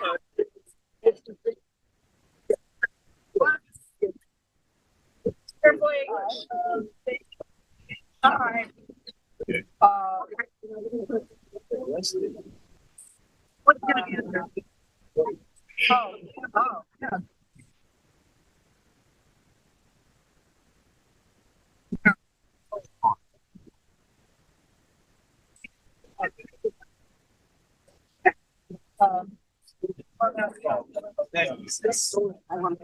Yeah. Right after they arrested Mexico. Within days. Unbelievable. Thank you, Vic. Nice talking to you. All right, very nice. Thank you for being here. Did you see the ad in the paper?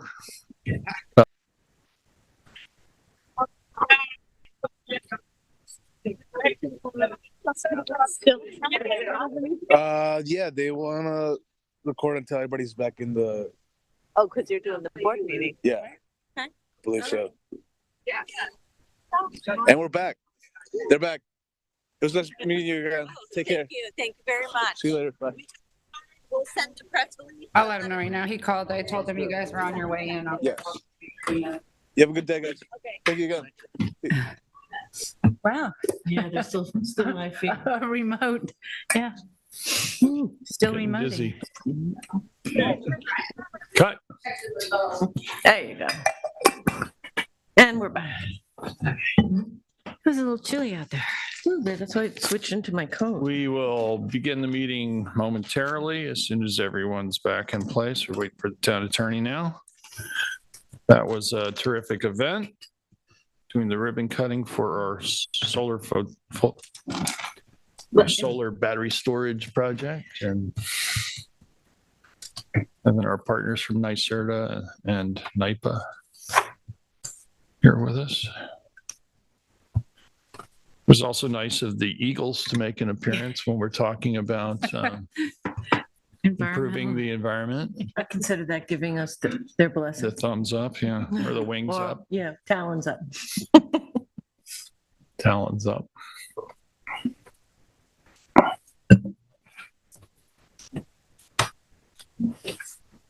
Sylvia, you're. Things are awfully long. Yes, yeah, it's awfully long. Okay, we are ending our recess for the press conference, and we're back into live session for the April 20th, 2023 regular board meeting.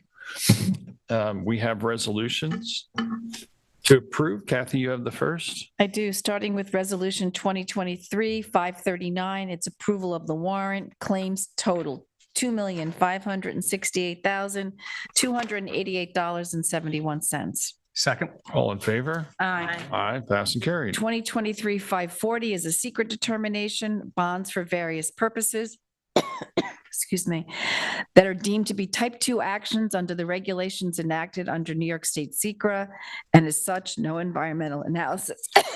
I'm sorry, I'm having.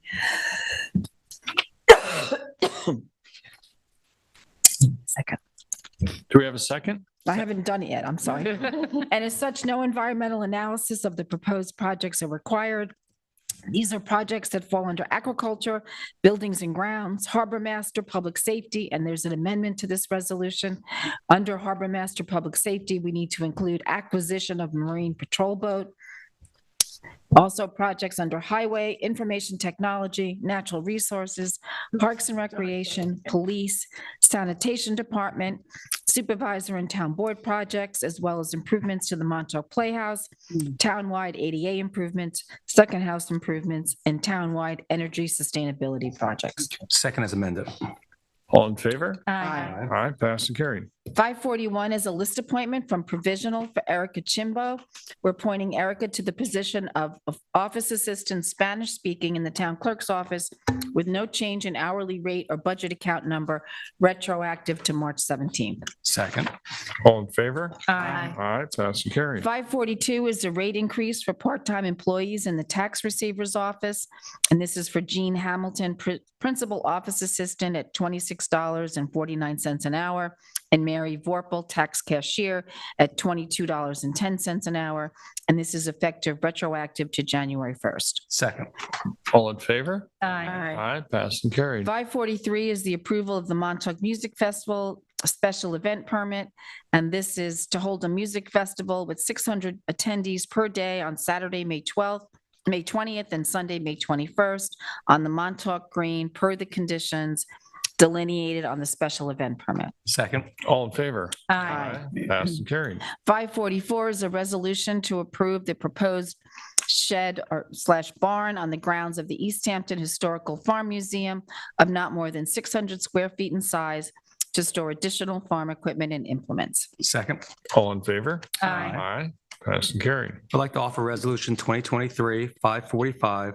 This is a scheduled public hearing for a real property acquisition and amended 2023 Management and Stewardship Plan. The purported owner is Arthur G. Roseberry.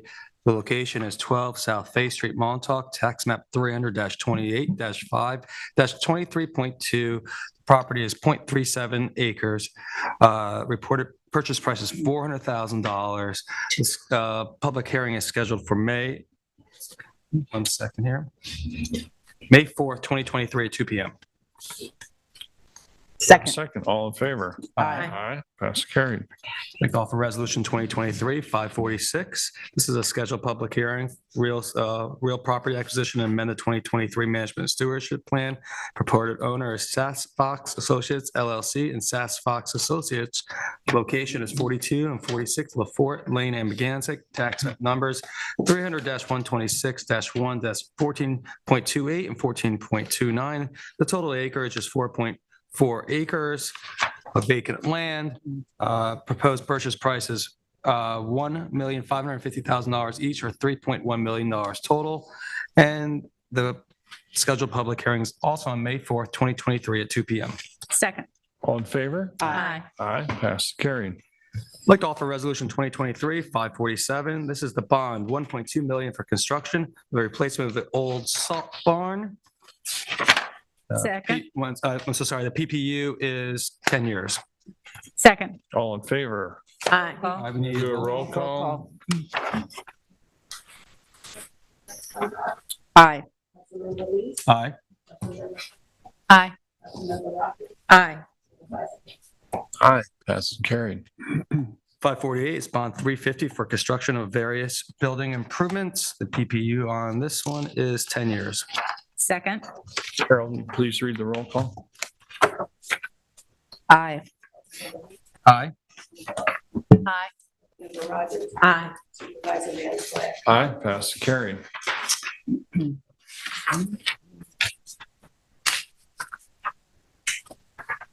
Page 16. Thank you very much. 549 is bond $350,000 for various park improvements. And PPU on this one is 15 years. Second. Carol, would you please read the roll call? Aye. Aye. Aye. Aye. Aye, passed and carried. 2023-550 is bond $75,000 for the Lieutenant Lee Hayes Youth Park building. Second.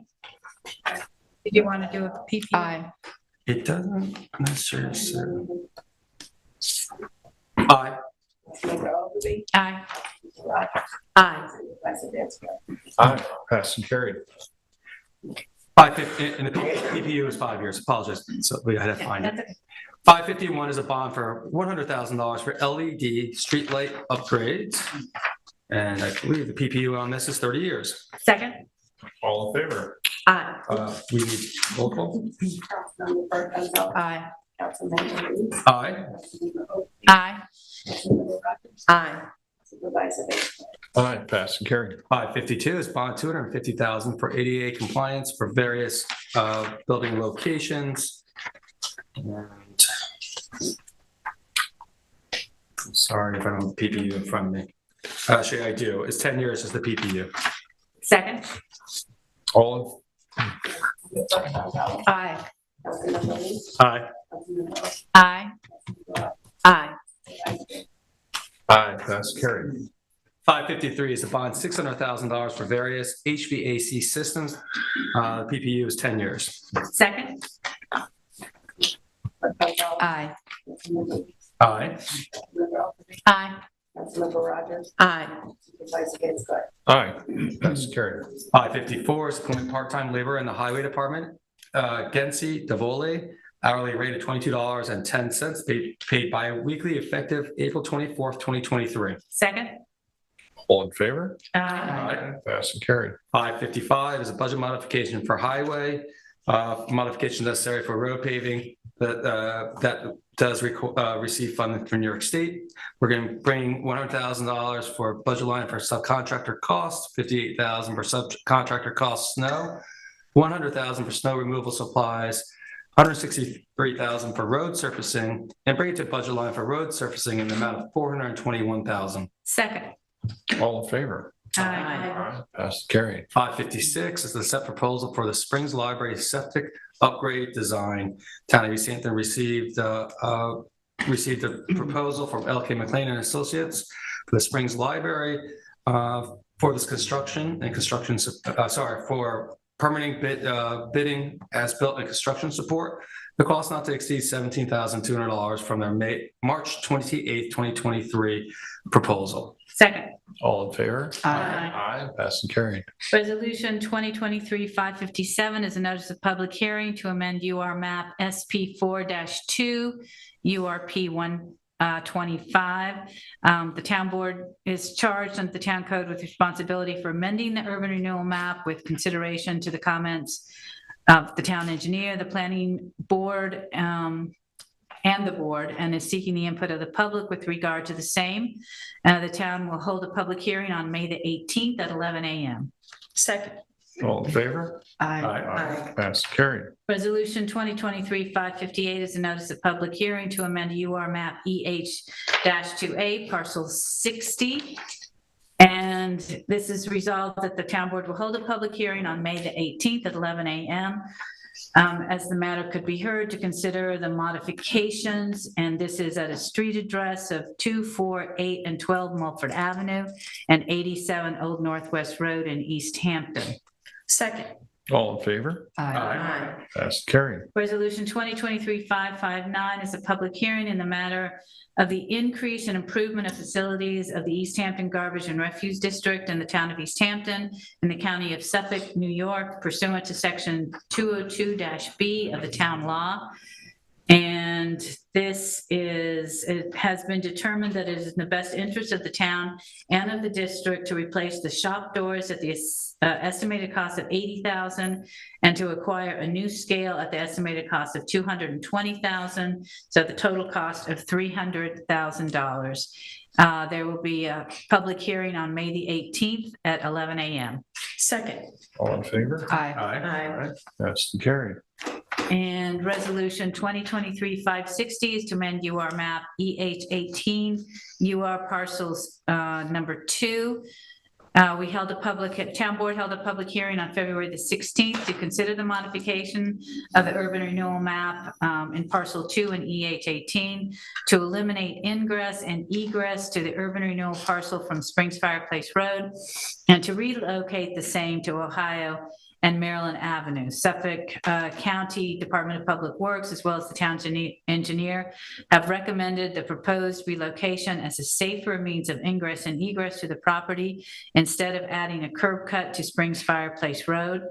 The town board has recommended the proposed amendment by memorandum. The town's planning board has recommended the proposed amendment by memorandum dated October 28, 2022. And the proposed modification of the access is a type 2 action pursuant to SECRA. And resolved that this amendment is approved in the best interest of good planning, considering area traffic conditions and safety, and based upon the recommendations of the Town Planning Board and the Suffolk County Department of Public Works, and no position is taken by the Town Board with regard to the appropriateness of any specific development proposal for the property, which is solely within the jurisdiction of the Town Planning Board and other agencies having jurisdiction. Second. All in favor? Aye. Aye, passed and carried. Resolution 2023-561 is a permissive referendum for South Essex corner, a 2-foot wide alley easement at 97 South Essex Street in Montauk. The Town Planning Board has approved a site plan and special permit for the construction of a 2-story, 2,000 square foot building with first floor retail and deck and a second floor apartment with a porch and an unfinished basement on the parcel located at 97 South Essex Street in Montauk. And it is resolved that the supervisor, subject to a permissive referendum, is hereby authorized to enter into a 2-foot wide easement of the alley on the northern border of said property owned by Michael J. O'Connell LLC and located at 97 South Essex Street in Montauk and further identified as Suffolk County Tax Map 300-49-01-13.2. Second. All in favor? Aye. Passed and carried. Resolution 2023-562 is also a permissive referendum at 92 South Euclid Avenue. It's also for a 2-foot wide alley easement. And again, the East Hampton Town Planning Board has approved a site plan and special permit for the construction of a 2-story, 1,058 square foot first floor dry retail at 1,058 square foot apartment and a 945 square foot basement on a parcel located at 92 South Euclid Avenue in Montauk and identified on the tax map as 300-49-1-15. It is resolved that the supervisor, subject to a permissive referendum, is hereby authorized to enter into a 2-foot wide easement of the alley on the southern border of the said property owned by OCO Inc., OCO Inc., and located at 92 South Euclid Avenue in Montauk. Second. All in favor? Aye. Aye, passed and carried. Resolution 2023-563 is a road widening easement 73 and 81 at Bayview Avenue. And the plan calls for a submission of easements by certain property owners to the town for the purpose of permitting widening and other improvements to specified roads in the subdivision, which are to be used to provide access to the urban renewal parcels. In accordance with the plans, property owners have submitted road widening easements set forth, and counsel to the planning board and the town attorney have reviewed and approved these road widening easements. And now therefore it be resolved that the town board approves and accepts these easements and directs the town clerk to return the easements to the grantors for recording. And that the grantor is to return a conformed copy of said easement to the town clerk for distribution prior to the issuance of a building permit. This is again at 81 Bayview Avenue and 73 Bayview Avenue. Second. All in favor? Aye. Aye, passed and carried. Resolution 2023-564, accept a road widening easement for urban renewal parcel 21 in EH3. The plan calls for the submission of easements of certain property owners to the town for the purpose of permitting widening and other improvements to specified roads in the subdivision, which are to provide access to urban renewal parcels. In accordance with the plan, the property owners have submitted road widening easements, and councils of the planning board and the town attorney have reviewed and approved these road widening easements and resolved that the grantor is to return a conformed copy of said easements to the town clerk prior to the issuance of a building permit, and the grantors Clara and Rolando Morocho at 35 Harbor View, and the road location is 31 Harbor View Road. Second. All in favor? Aye. Passed and carried. Resolution 2023-565 is to accept road widening easement, urban renewal parcel 76MN-5. In accordance with plans, and property owners have submitted road widening easements set forth, and council to the planning board and the town attorney have reviewed and approved these road widening easements. Resolved that the town board approves and accepts these easements and directs the town clerk to return the easements to the grantors for recording in the office of Suffolk County Clerk. And the grantor in this case is MTK2 LLC, and the location is 12 Gainsborough Court. Second. All in favor? Aye.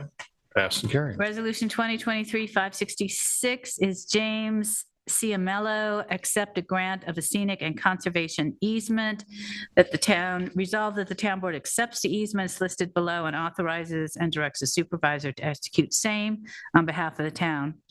The grantor is Intensive Precision Inc., care of James Ciamello, and the location is 1 Wooded Oak Lane in East Hampton. Second. All in favor? Aye. Passed and carried. Resolution 567 is to authorize payment to Bridge Abstract LLC 2021 and 2022 invoices. There were 3 unpaid invoices for services rendered by Bridge Abstract LLC to perform the following searches in 2021 and 22. This is in the amount of $450 and $350 and $800. I'm sorry, that's it. And for a total impact of $800. Second. All in favor? Aye. Passed and carried. Resolution 568 is to authorize payment to Bridge Abstract LLC for 2023 invoices. And this is again for work that was done in the amount of $575 and $585 for a total financial impact of $1,160. Second. All in favor? Aye. Passed and carried. And resolution 569 is to authorize payment to Bridge Abstract LLC for a past due invoice in 2021. And this is in the amount of $250. Second. All in favor? Aye. Passed and carried. Resolution 2023-570 is a list appointment to Justice Court for Renata Guzzi. And whereas the Suffolk County Department of Civil Service has given an examination for Justice Court Clerk, Renata Guzzi is reachable on said list, and in accordance with the CSEA contract, this position has been posted. And Renata Guzzi has the required qualifications for the position. Be it resolved that Renata Guzzi is hereby appointed to the full-time position of Justice Court Clerk with the East Hampton Town Justice Court at an hourly rate of $24.40, grade 20, starting step for a 35-hour work week, which is $44,391.44 annually. And that's it. Second. All in favor? Aye. Passed and carried. Resolution 2023-571 is to declare May 2023 as Bicycle Safety Month, that whereas the bicycle is a healthy, convenient, financially, and environmentally sound form of transportation and an excellent tool for recreation and enjoyment of the town of East Hampton's scenic beauty, local attractions, and friendly neighborhoods. And whereas creating a bicycling-friendly community has been shown to improve citizens' health, well-being, quality of life, and reducing pollution, congestion, and wear and tear on our streets and roads. And whereas National Bike Safety Month is celebrated every year in May in the United States since 1956, whereas the town of East Hampton supports promoting greater public awareness of bicycle operation and safety education in an effort to reduce collisions, injuries, and fatalities, and improve health and safety for everyone on the road. Therefore, be it resolved that May 2023 is hereby declared as Bike Safety Month in the town of East Hampton, and the town board encourages all residents to review the laws and regulations governing bicycle safety and to use a bicycle for transportation and recreation. Be it further resolved, bicycle safety information will be available via the town's website and social media platforms. Second. All in favor? Aye. Passed and carried. Resolution 2023-572 is for Montauk Dune crossovers, emergency repairs. And this is where the town of East Hampton has entered into a project partnership agreement executed with the U.S. government, Army Corps of Engineers, and the New York Department of Environmental Conservation, and agreed to an operation, maintenance, repair, replacement, and rehabilitation plan for the downtown Montauk Beach restoration project, and suitable public access is required for any areas where federal expenditure of funds will be used for beach restoration. 4 timber pedestrian crossings, South Emery Street, South Embassy Street, South Edgemer Street, and Lowenstein Court have been constructed along the beach in downtown Montauk. And 3 of the 4 crossovers were badly damaged in a no-name storm in December 2022, and the town requires professional engineering services to provide design and construction work for the project. L.K. McLean has submitted a proposal to the town dated March 17th to provide these professional services and specifications for the repairs required to allow beach access for a total sum of $19,300. Therefore, resolved that L.K. McLean Associates PC is hereby retained to provide the town with professional engineering services for design and construction and support for the pedestrian crossings on the beach in downtown Montauk, set forth in their proposal dated March 7th, at cost not to exceed the total sum of $19,300. Second. All in favor? Aye. Passed and carried. Resolution 2023-573 is a notice to bidders. It's a rebid on the cloud-hosted PBX phone system bid. It is available April 20th, 2023, and the bid is due back on April 28th, 2023. The town wishes to solicit bids for the rebid of cloud-hosted PBX phone system. Therefore, take notice that sealed bids will be received by the senior purchasing agent on Friday, April 28th at 3 p.m. prevailing time, when they will be publicly opened and read aloud. Specifications are available at the purchasing department and may be picked up between the hours of 9 a.m. and 4 p.m. Monday through Friday, or email jcarroza, CARROZA, at easthamptonny.gov, beginning on Thursday, April 20th, 2023. Second. All in favor? Aye. Aye. Passed and carried. 2023-574 is a bond for $300,000 for additional work at Second House Museum for the construction of improvements there. Second. Carol, would you? Aye. Aye. Aye. Aye. Aye. Passed and carried. Resolution 575 is also a bond for $3,210,000 for various projects. Second. Sorry, second. Aye. Aye. Aye. Aye. Aye. Passed and carried. 577 is also a bond for 100. Skip 576 on Sorry. page 53. 575. It's the bottom of the, it's right here, sir. Oh, there Oh, it is. there it Thank is. you. Yep. Thank you, Kathy. Trying to sneak it in on me there. This Well, is it a worked. test. You threw me off. 576 is a drone certification reimbursement. Second. That's for $175 test per employee. Police Officer Jack Dory, and we have a second. All in favor? Aye. Aye. Pass to carry. Resolution 577 is that bond for $100,000 for fire district paging equipment. Second. Aye. Aye.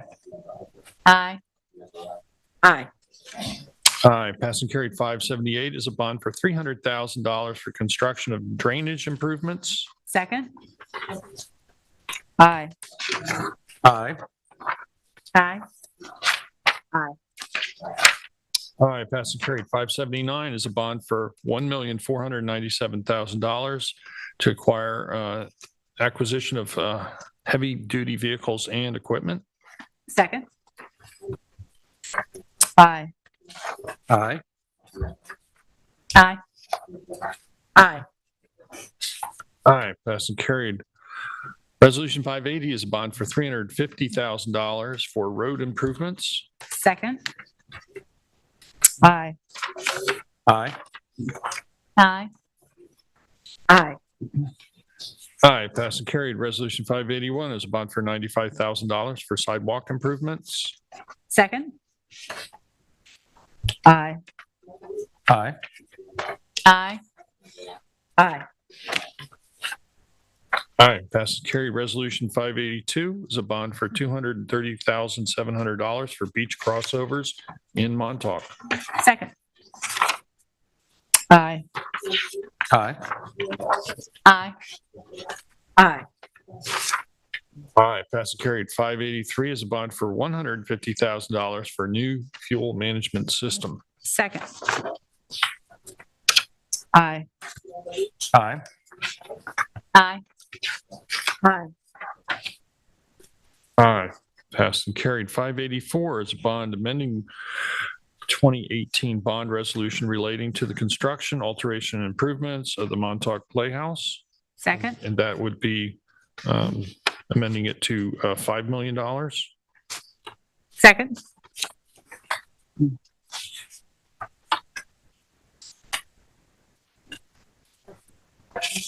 Aye. Aye.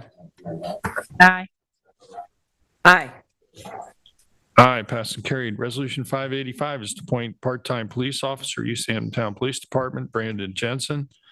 And that is an hourly rate of $28.50 bi-weekly upon properly submitted time records effective April 23rd, 2023. Second.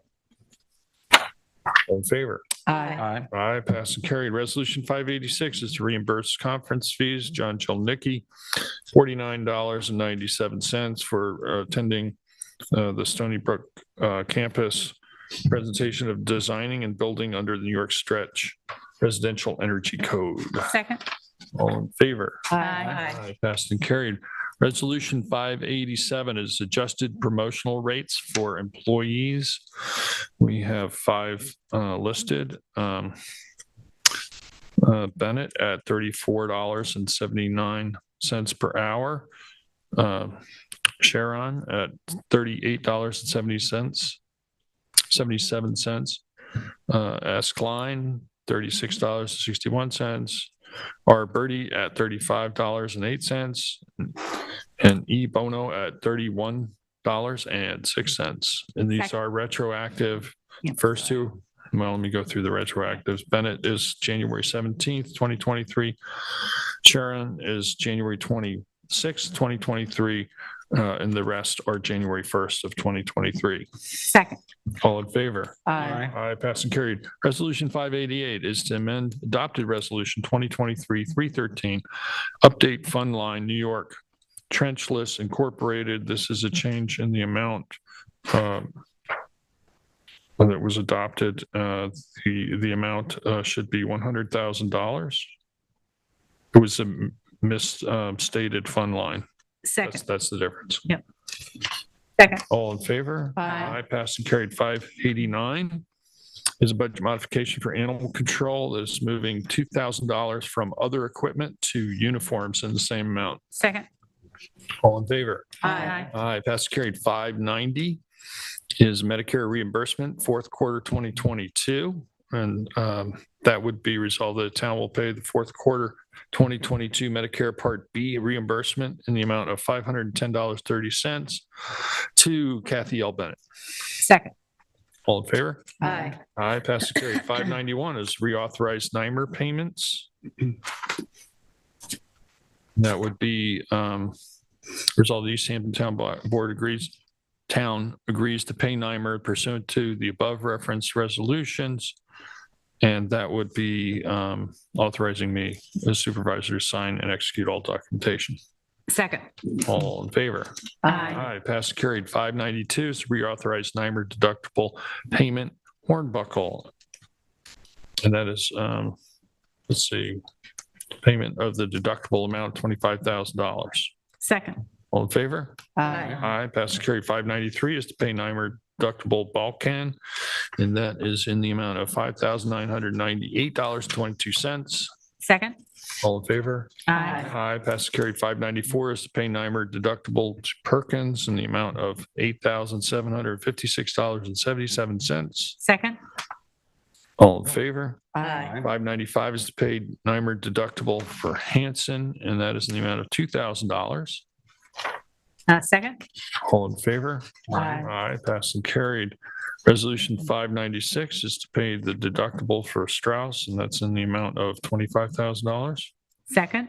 All in favor? Aye. Aye, passed and carried. 597 is to revise Resolution 2023-380, retain the law firm of Picano and Scahill PC, new singular versus planning board for the St. Peter's Chapel at 2023. And that is to authorize an amount not to exceed $15,000 at an hourly rate for Kelly Wright at $200 per hour. Second. All in favor? Aye. Aye, pass and carried. Resolution 598 is to change order number 1, beach survey work, tri-state planning, engineering, and land surveying, PC. This is a change order number 1 is in the amount of $3,400. Second. All in favor? Aye. Pass and carry. Resolution 2023-599 is a notice of proposal, professional services for Nat Peak Beach Survey. And that is available on April 27th, 2023. The RFP is due back on May 11th, 2023. Second. All in favor? Aye. Aye, pass and carry. Resolution 600, notice to bidders, EH 23-020. Remove and replace runway 10 Pappy. The bid is available for 27-23. And the bid is due back on 5/11/2023. Second. All in favor? Aye. Aye, passed and carried. Resolution 601 is to amend Resolution 2022-468, the American Rescue Plan Act funding. And that is for LTV. It had the incorrect budget code used, and this would amend to the correct budget code, and the funding is approved in the amount of $33,000. Second. All in favor? Aye. Passed and carried. Resolution 602 is to reject bid EH 22008 cloud hosted PBX system. Resolved Town Board hereby rejects the bid for the response to the senior purchasing agent dated February 23rd, 2023. And the purchasing agent's direct to send a copy of the resolution to parties submitting bids. Second. All in favor? Aye. Passed and carried. Resolution 603 is to authorize grant submission for East Hampton Airport Superfund site. Whereas the town has been advised that it may qualify to receive grant funding from New York State Environmental Facilities Corp. Through the Federal Infrastructure Investment and Jobs Act 2021, also known as Bipartisan Infrastructure Law. The costs associated with Superfund site in the amount of $1,300,000 resolved that the town, through Council Regano LLC, consultant with the town attorney's office and town staff, is hereby authorized on behalf of the town to accept the bill grant eligibility and intent to proceed by submitting completed acknowledgement and interest of the bill funding form to the EFC and applying the 1.3 million grant by submitting the appropriate application to the EFC and related governmental entities as necessary, and doing such other acts as necessary to implement the resolution. Second. All in favor? Aye. Aye, passed and carried. We have Res- additional resolutions? Kathy? Resolution 2023-604 is to appoint secretary to the town clerk, Lucy Midget, at the annual salary of $53,000 for a 35-hour work week effective April 24th. Second. All in favor? Aye. Aye, passed and carried. 605 is to appoint deputy town clerk Cheryl Farrow at the annual salary of $57,000 for a 35-hour work week effective May 1st. Second. All in favor? Aye. Aye, passed and carried. 606 is approval of various special events. We've got the Town Recreation Department, the Stephen Hans Path grand opening for new Little League ball fields. That's this Saturday, April 22nd, 2 to 2:30. The Arts at Duck Creek, airing of the quilts. That's this Saturday, 4/22 from 9 to 5. Again, the Arts at Duck Creek, they're holding a reception on Saturday, April 29th from 5 to 7. Arts at Duck Creek, the Don Christensen exhibition, that'll run Thursdays through Sundays, April 29th through June 4th, 2 p.m. to 6 p.m. And the Arts at Duck Creek reception, and that's Saturday, April 29th, 3 to 5 p.m. The Arts at Duck Creek, the Brianna Hernandez exhibition that will run Thursdays through Sundays, 4/29 to 6/4, 2 to 6 p.m. Springs Improvement Society, Springs Farmers Market, that'll be held Saturdays from May 20th through October 28th, 9 a.m. to 1 p.m. That's at Ashwell Hall. The Montauk Chamber of Commerce, concerts on the green, that'll happen every Monday from June 26th through August 28th from 6 to 8 p.m. And Devon Yacht Club, the Grucci Fireworks Show for 4th of July, Saturday, July 1st, 5:30 to 10:30. Second. All in favor? Aye. Aye, that's carried. 2023-607 is a SEP donation for paving work for Beach Lane. Whereas the town, the part of restoration work performed on town highways, Grace Industries is performing the work on behalf. Okay, 1 second here.